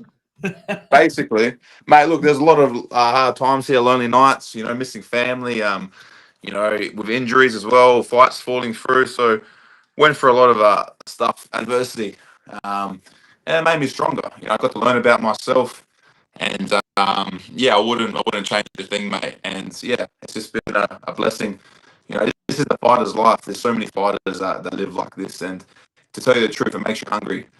I just moved out of $1 million apartment before I had the fight. And I just, I got to be comfortable in there. I felt didn't have that hunger, didn't have that drive. So yeah, back in the van now. I've got a van outside, big van, decked it out. And that's where I'll be living for the next 6 months. Okay, so you're doing it to yourself. You just want to stay focused. You want to stay, and you become a fighter. And to become a fighter, you've got to be a fighter 24/7. Is that right? Yeah. Look, I'm getting paid now. Finally, I wasn't getting paid before. I was paying people. So whatever money I make, I'm saving it. I want to buy a house, and if I've got to sacrifice 6 months or a year, big deal, mate. You know what I mean? I'll sleep in a park in a tent. I don't care. Yeah, I saw in another thing too that you actually had a deposit on a house, but changed it and moved over to New Zealand. I'm not sure if you've seen the market in Adelaide these days, but it costs about 600 grand to buy a house in Elizabeth these days. So, hey, look, I would have 100%. I would have made a couple $100,000 over the last 3 years for bought a house. But at the same time, it would have cost me my dream, and that's something I'm not willing to sacrifice. So I'm glad I made the right decision. I blew that money in the first year and went back to square one. So it is what it is. No, but it was all part of your journey, part of your 100%. learning curve. 100%. Yeah, and doing that. But like, there's a lot of Croatians as well in New Zealand, and I suppose you're spending a lot of time with Samoans and Maoris and that. But it's also interesting, their cultures aren't too different from ours either, are they? They're family oriented, very defensive of the people they love, and they just get together, and that means everything to them as well. Yeah. Yeah, for sure. And this is the other reason why I moved here was, you know, I grew up in Adelaide playing rugby, and all my mates were either Italian or they're so yeah, just very similar cultures, and I just felt drawn to New Zealand. And once I came here, I could see that straight away. It's very similar to us Croatians, and they love the family. They're very welcoming. They love feeding you. So yeah, I've got a lot of friends here now, and I can go to any part of New Zealand and be welcome in anyone's house. Brando, sorry, mate, we're not hearing anything you're saying because since you moved the camera, the things sort of trying. Hopefully it gets back. So we missed that whole last spiel. Yeah. You can't hear now as well. Check. Don't know if do you want to try maybe hang up and try again? You want to give that a go? We'll just. We won't hold you too long. We're we'll almost done, but do you want to just try that again, or Are you gonna hang up, or? try logging off and logging back on again, maybe? Hang on. No worries. All right, we'll get Brando back on there in a minute. But what a story so far, man. Adelaide boy, spent a fair bit of time in Crow, packed up everything, went to New Zealand, slept in a car, sleeps in a gym, and gets his big break in the UFC and knocks his bloke out in the first round. And just did it with style. Gets the bonus, but again, he said, yeah, he's an entourage. It's not just one bloke fighting and you get the accolades, you don't get all the money. You got people to feed, you got mouths to feed as well. So all the trainers, all the physios, everybody that's involved. So hopefully gets another fight soon, and then obviously the bigger money comes in. But like I said, it costs a lot of money to do this. You have to entice fighters to fight you using your own money. Yeah, I've never heard that in my life. Yeah, but that's where you go. That's ridiculous. But that's to get to where you need to be. If you want to draw people out, you need to put some cash forward, which is you need to find that cash. And if you're not having fights, you're not making any money. So it's bloody, it's a vicious circle. But cream comes out to the top, mate. And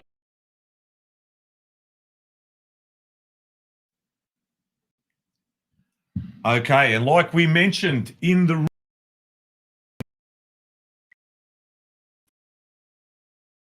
cash, if you're not having fights, you're not making any money. So it's bloody, it's a vicious circle. But cream comes out to the top, mate. And that's why he's in the UFC now, knocking blokes out. What's to say? The power of sacrifice and focus and working hard, and whether it's boxing or whether it's MMA or UFC or whatever it is that you're doing, or whether it's just studying at uni, I don't know. Like everyone's got their different thing, but you got to make those sacrifices. Exactly. He's made monetary sacrifices, physical sacrifices away from his family, personal family. That's right. Unbelievable, man. See, we've got him back now. We've got Brando there. We've got you back, mate.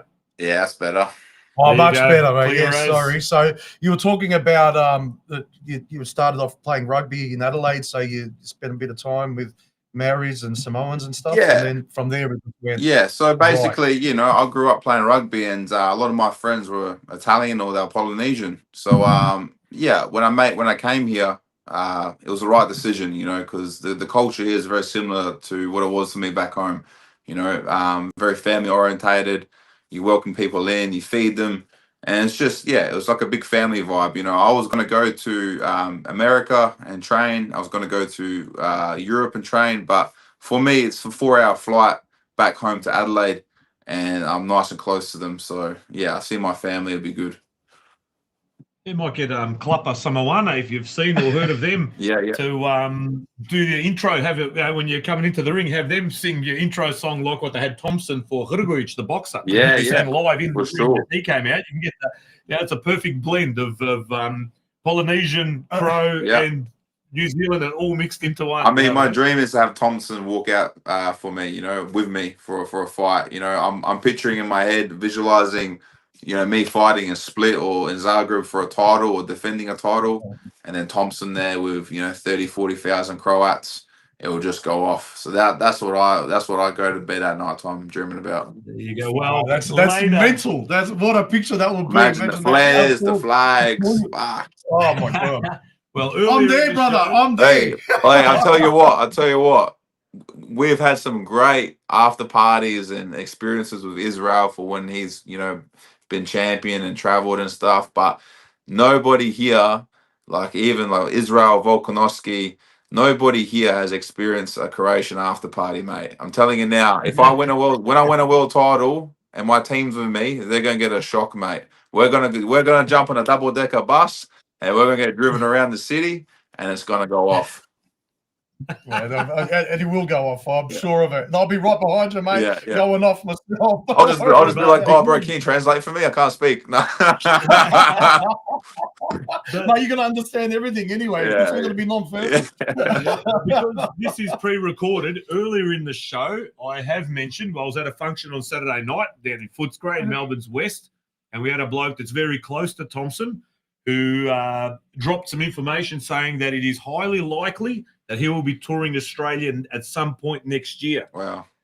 So that could be a way, whether it's in Melbourne, Adelaide, Sydney, we'll probably end up going to all of them. I reckon if he does a multiple city tour, we'll be going to all of them, but that could be your foot in the door to the bloke that was there on Saturday night. He's very close with him. We'll have a chat with him and say, listen, beautiful. What can we do? Try and line up Thompson one day for one of Brando's fights. Beautiful. The next Australian card, that'd be great. Imagine that. Yeah. But one thing that I was impressed with as well is that you'd make these sacrifices to help others. You try and help other kids and, give them that sort of information. But from your perspective and from us, from a Croatian community, what can we do for you to help you, to spur you on? Is it just come to your fights and bring as many crow flags as possible? Is it letters of encouragement? I don't know. What is it that you'd really that would just drive you on to accomplish that next goal? Yeah, look, I get a lot of support and I'm very grateful. I get a lot of love letters and everything, so it's crazy. The flags at the fights, I think you're not allowed to bring flags to fights anymore. I think they're not allowed anymore. But look, mate, just keep doing what you're doing. I appreciate all the support.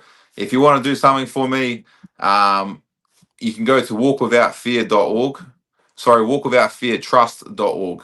This is our trust that we have in New Zealand. So we are trying to change the laws for the coward punch.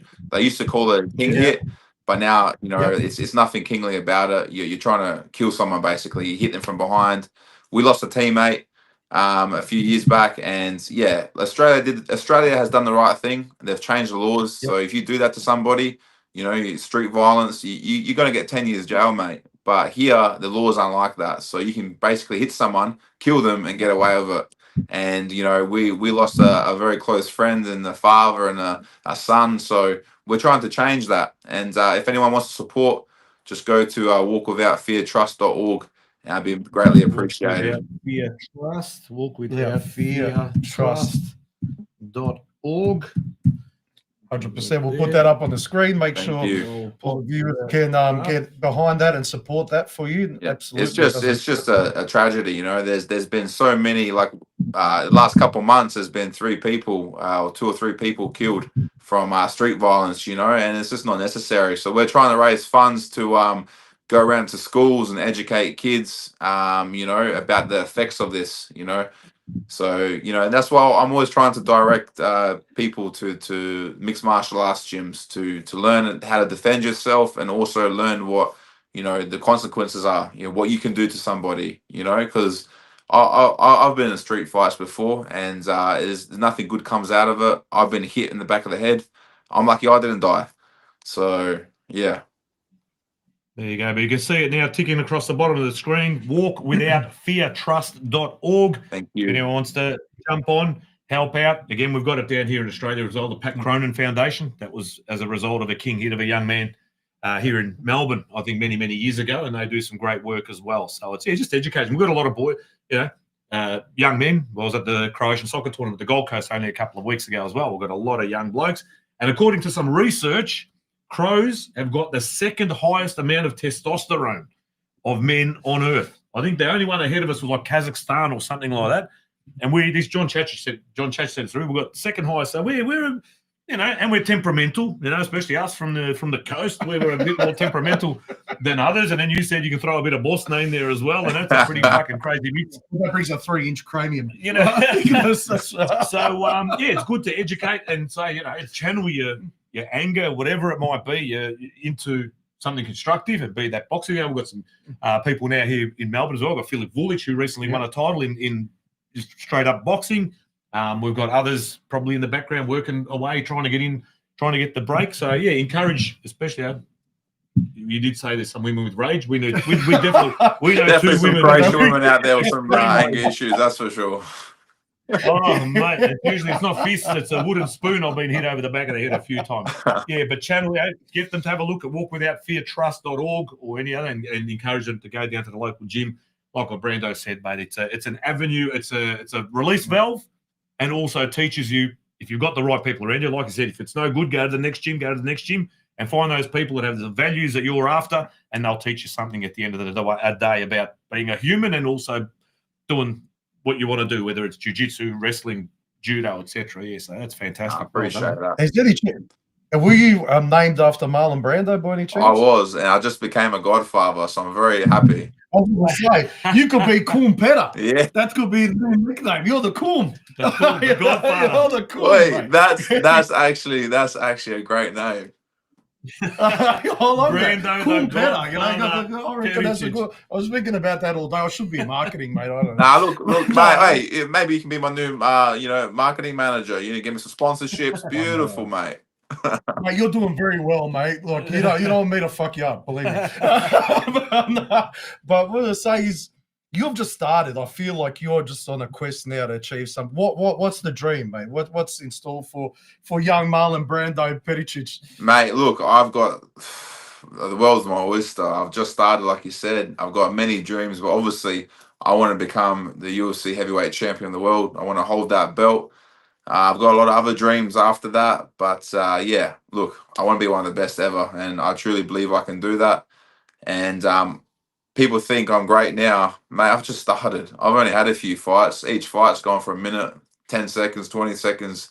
Just wait until I have another 10 fights under my belt, and you'll see what I'll do. Mate, absolute champion. And you know what's good as well? You haven't lost your sense of humor, mate. That's the main thing as well. And that's another Croatian trait, which is beautiful to see. Brother, when you spend as much time alone as I do, you have a sense of humor. Some probably think I'm crazy because I'm just laughing at myself all the time. Fucking mate, yeah. What a life, brother. What a life. No, mate, you're an absolute gentleman, and it's been a pleasure. And like I said, this has been weeks in the making. This interview, we've been hanging to talk to you. We wanted to talk to you before your fight. I'm glad we didn't, because you just put in a show that was, mate, you made the world stand up and listen. Yeah. Look, I don't do interviews before fights, and I've done over 35 of them now since the fight. And I'm fucking exhausted from them. But at the same time, I appreciate you guys, and I appreciate everyone who reaches out, and it just helps me, it helps me get my name out there for people to see me. It helps me with sponsorships and everything, because you know what? I've had a lot of people backing me over the last 8 years, and the only way I've been able to get to this point is through sponsorships. So I just want to thank all those great men and women who have helped me. And it's just, mate, it takes a team effort. Don't get me wrong, this is a very lonely sport. I've done a lot of hard work by myself, but there's a big team around me as well. So, yeah. And if there's any potential sponsors out there that are watching the show, how can they get in touch with you? How can they support you? Just message me on Instagram. That's the best way. Just flick me a message for there, and then we can work something out. Or you can reach out to Rob and I, and we'll forward it on to you as well. 100%. If you want to back it in, it's getting our name as a community up on the stage, on the world stage. Now, this isn't just a local thing where you're, in Dubbo, bare knuckle boxing in some tent, mate. You're in the UFC, so you're in Perth this time. Next time it could be Vegas, it could be New York, it could be Zagreb, it could be anywhere. For sure. You're putting our name as a Croat born in Australia on the world stage, and we need to back it every minute of the day. And you're making us proud, mate. You're doing it too. I appreciate that, and to see my name when I walked out on that banner, Brando Peric, and to know there's like 600 million people around the world watching, mate. Like it's an unreal feeling, and I'm so proud. Like when I fight, I picture all my countries behind me, all my family, my team, and I'm fighting for everybody. You know what I mean? Like when I walk out, this is a gladiator sport. And that's why when I fight to kill. I'm not there to go to decision. I'm not there to win on points. I'm there to hurt somebody because he's trying to hurt me. And I'm just very proud to represent my countries. Mate, absolute champion. Fantastic, man. That's fantastic. I reckon the people watching tonight are going to absolutely love this I think interview. so And too. those that don't know much about UFC, like I didn't up until a number of years ago. Really, I was again people all around me watching it. I got to watch it at Dandenong when they brought out the there's a group of Croatian boys that came out from Zadar with Robert Modric, who we interviewed probably a couple of months ago, and that was my first real close up where I was the official photographer. I'm not a photographer, but I was ringside and I saw how brutal it is, and to actively train to go into a ring where either you or this bloke's going to get knocked out. Takes some balls, man. Or hurt badly. It takes some absolute balls. I'm just thinking about while you're talking about, you're training now for months and months and months for a 1 minute and 10-second fight where you could be the bloke that's asleep and that guy could be standing over you. And I go, that takes some serious dedication, balls, whatever you want to call it. Got to be maybe a little bit nuts. You got to be a bit. Hey, I never said I wasn't crazy. Well, your genetics takes care of you being nuts, and it takes care of your strength as well. So it's a double-edged sword with your genes, mate. Yeah. But when you're in Melbourne next, please, you've got to come into the podroom. My mother-in-law will cook you up as many eggs as you want. She lives next door. Give me some chavapi. Fuck, I want the eggs. Mate, whatever you want. Eggs, chavapi, some onions, some garlic. Oh, beautiful. That's what I like. We brought some sarma over before, so we can do some sarma for you, whatever you want. But you can pop in here and it'll be absolutely fantastic, mate. Or if you want to visit one of the clubs, if you're here at a time when there could be during the soccer season, for example, where people congregate around the various soccer clubs, we can get you down there, do a meet and greet and whatever it might be. If you've got the time, obviously you'll be training, but we can always sort something out here in Melbourne, no doubt Adelaide, everywhere else that you go. They could all do the same, but it's absolutely fantastic what you're doing, mate. Thank you very much. I appreciate that. Yeah. But we're all behind you 100%. We're really weary of your bedtime and that. We know you've got to be focused, and we appreciate you making this time for us. We know with your schedule and the way you're working, man, this is a big sacrifice as well. So, look, mate, it's not that big, mate. Like, it's all right. I'm just getting back into things, It is past my bedtime, but mate, I needed a good week and a half off of training and just to do all these interviews and let the body recover, because it was a long camp. It was 20 weeks of hard work, and I'm just happy that I can reset now and get back into things. So no problem at all. Beautiful, mate. We wish you every single success on your way to a title. So I'm not going to go the possible. On the way to the title, we wish you every success. We know now that your 36th interview since the fight is the best one you've done. So we expect your next fight and your next 5, 10, whatever it takes to get to that title shot will be absolutely fantastic. And we'll advertise and we'll tell people when the fights are on. And if it's in Crow, we'll get people that we know as well. We'll tell whoever we can. I've got contacts over there in some of the newspapers, particularly around Zadar and probably even Split, as you probably do. But we'll, again, whatever we can do to promote, we're here to get you out there, your name out there. And if there are people that can sponsor, by all means, reach out to Rob or I, or jump onto Brando's socials, Instagram, reach out to him. And if you can help out in any way, the bloke's absolutely killing it. And all we can do is try and help in any way we can. And as you can see for yourself, a gentleman. Exactly right. So took the time to speak with us too. Fantastic, mate. I appreciate it, boys. Thank you very much. Thanks for having me. And looking forward to speaking to you next time. No problem, mate. All the very best, and thanks for your time. And luck on Norwich, mate. Go tuck yourself in that little room there to the side. God bless, mate. See you, mate. Cheers. Cheers, mate. All the best.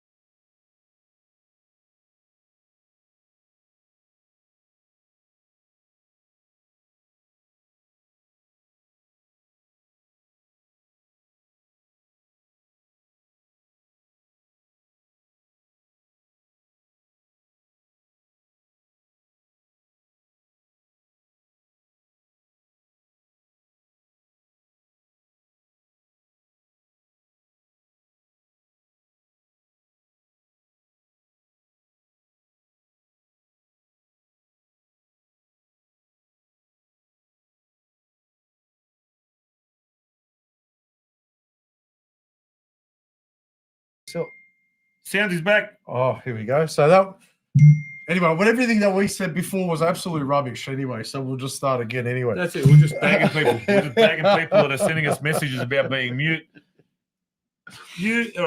Stalker, HZ355R, Petar Finka, BBB Drags, Ante Graovatz. You know what? We just wanted to check see if he's still watching. That's right. He's still awake.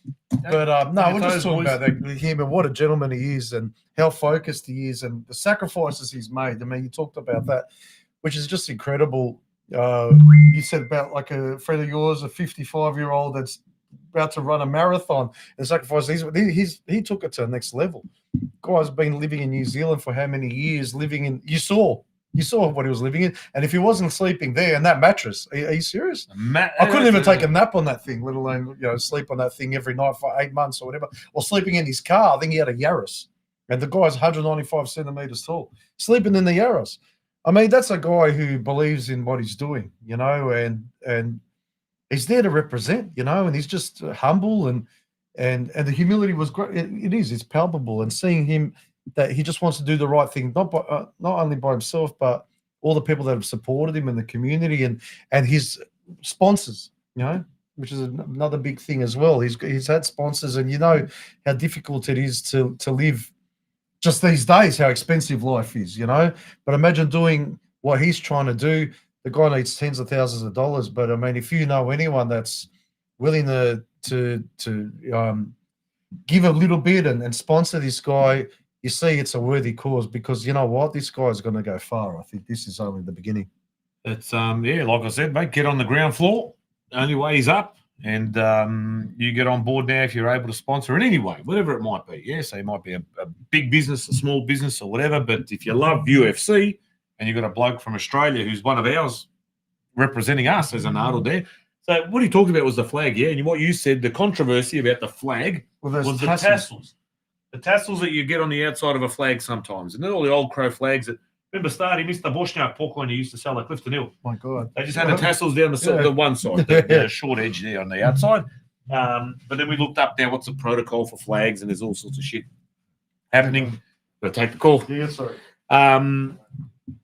Ceremonial, sometimes military. So apparently the tassels were controversial for UFC, and that's why they didn't let him display his flag, which is very close to his heart from his, obviously, given to him by his cousin. But, look at that, man. There's a crow from Australia fighting in the UFC. UFC has now become the biggest production of sports entertainment, or whatever you want to call it, in the world. You've got boxing, you've got wrestling. UFC is something, I don't know, it's outrageous. I think they've actually bought out the rights to the WWE. Is that the parent company of UFC has bought out WWE as well. I've been told we're still on mute. Is that the case? Can someone give us a thumbs up and make sure that you can hear us? Shouldn't be. I don't know if it's just a personal delay, but anyway, no, but you're right. Absolutely. Let me check on face on the face. The face. There you go. No, we're live. We're live. We can hear us.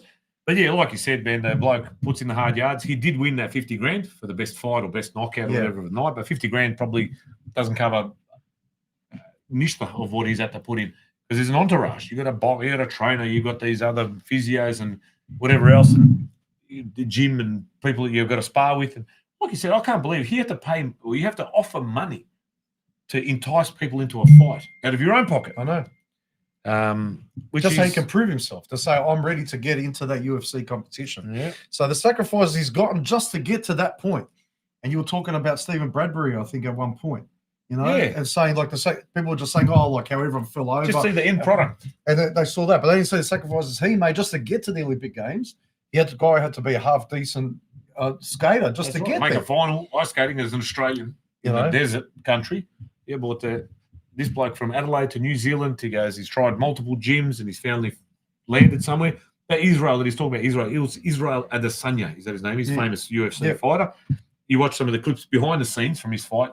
He's filming. He's like me watching my kids at soccer. You got your phone out and you're filming your buddy, your mate, your cool, your kids or whatever.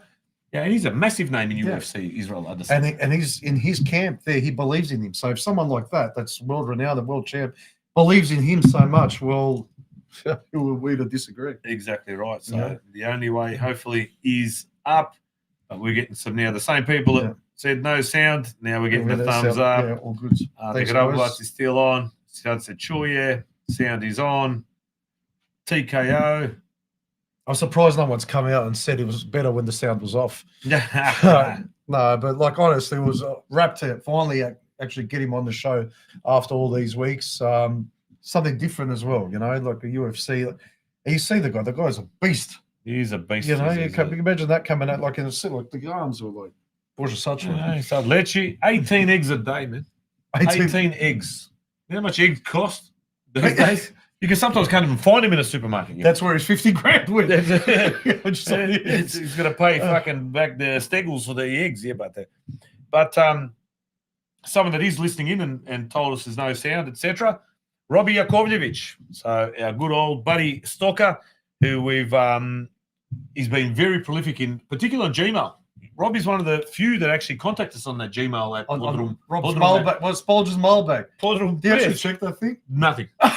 Nothing in Spolger's mailbag. People don't use traditional mail anymore. It's all Instagram and Snapchats and That's all right. Just put in AI.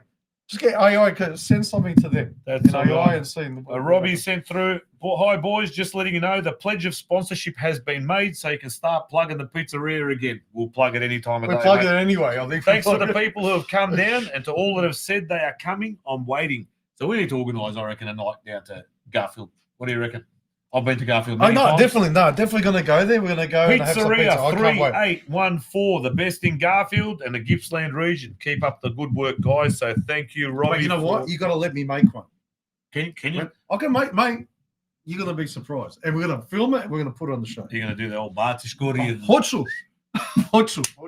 All right, I'm going to make my order now. You know what's great here as well?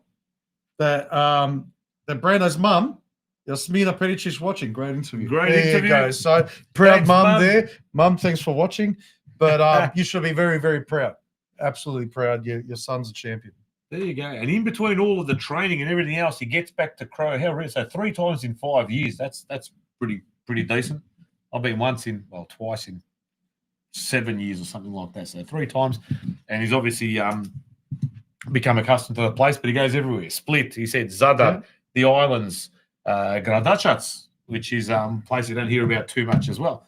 But let me have a look at this one. This one's, yep. Hey, boys, Petar Finka. Why has that disappeared? Show. There's another Oz Crow athlete rising to the top. There's a racehorse running called Hurstville Zagreb. It's owned by the boys at Zagreb. Keep an eye out for it. Is it actually decent, though? Or is it just like a piss take? Like, is it decent? Is it something that you'd put money on? Because I'm not a gambler. Or am I going to be eating it from the local bakery in about 3 weeks, or feeding it to my dog at some point? Yeah. There you go. Deal. Him and Yard Shell, let you make your own pizza. You'll be proud of me. I promise you. You might even offer me a job. Yeah. No. Oh, there we go, Yasmina. That's what Rob just mentioned there. So it's coming through. It comes through. These chats, things that you can see on the bottom of the screen, they're coming from YouTube. They're coming from Facebook, maybe from Instagram. I don't even know. But Mrs. Pericic, thank you very much for watching. And it was an absolute pleasure having him on our show because what he's doing, he's not only doing great things for his family, but for our community, basically, just by performing and that's right. People seeing it, they see the name. It's not the, Matthew Perry. No, it's Brando Peric. You know what I mean? The Coom, the Godfather. I'm making him an offer he can't refuse. But here we go. What's Ante Graovatz saying? All places so far by the horse. So it's placed every time. Okay. All right. Yeah, all right. Thanks for letting us know. Race 4, number 6, Hurstville Zagreb.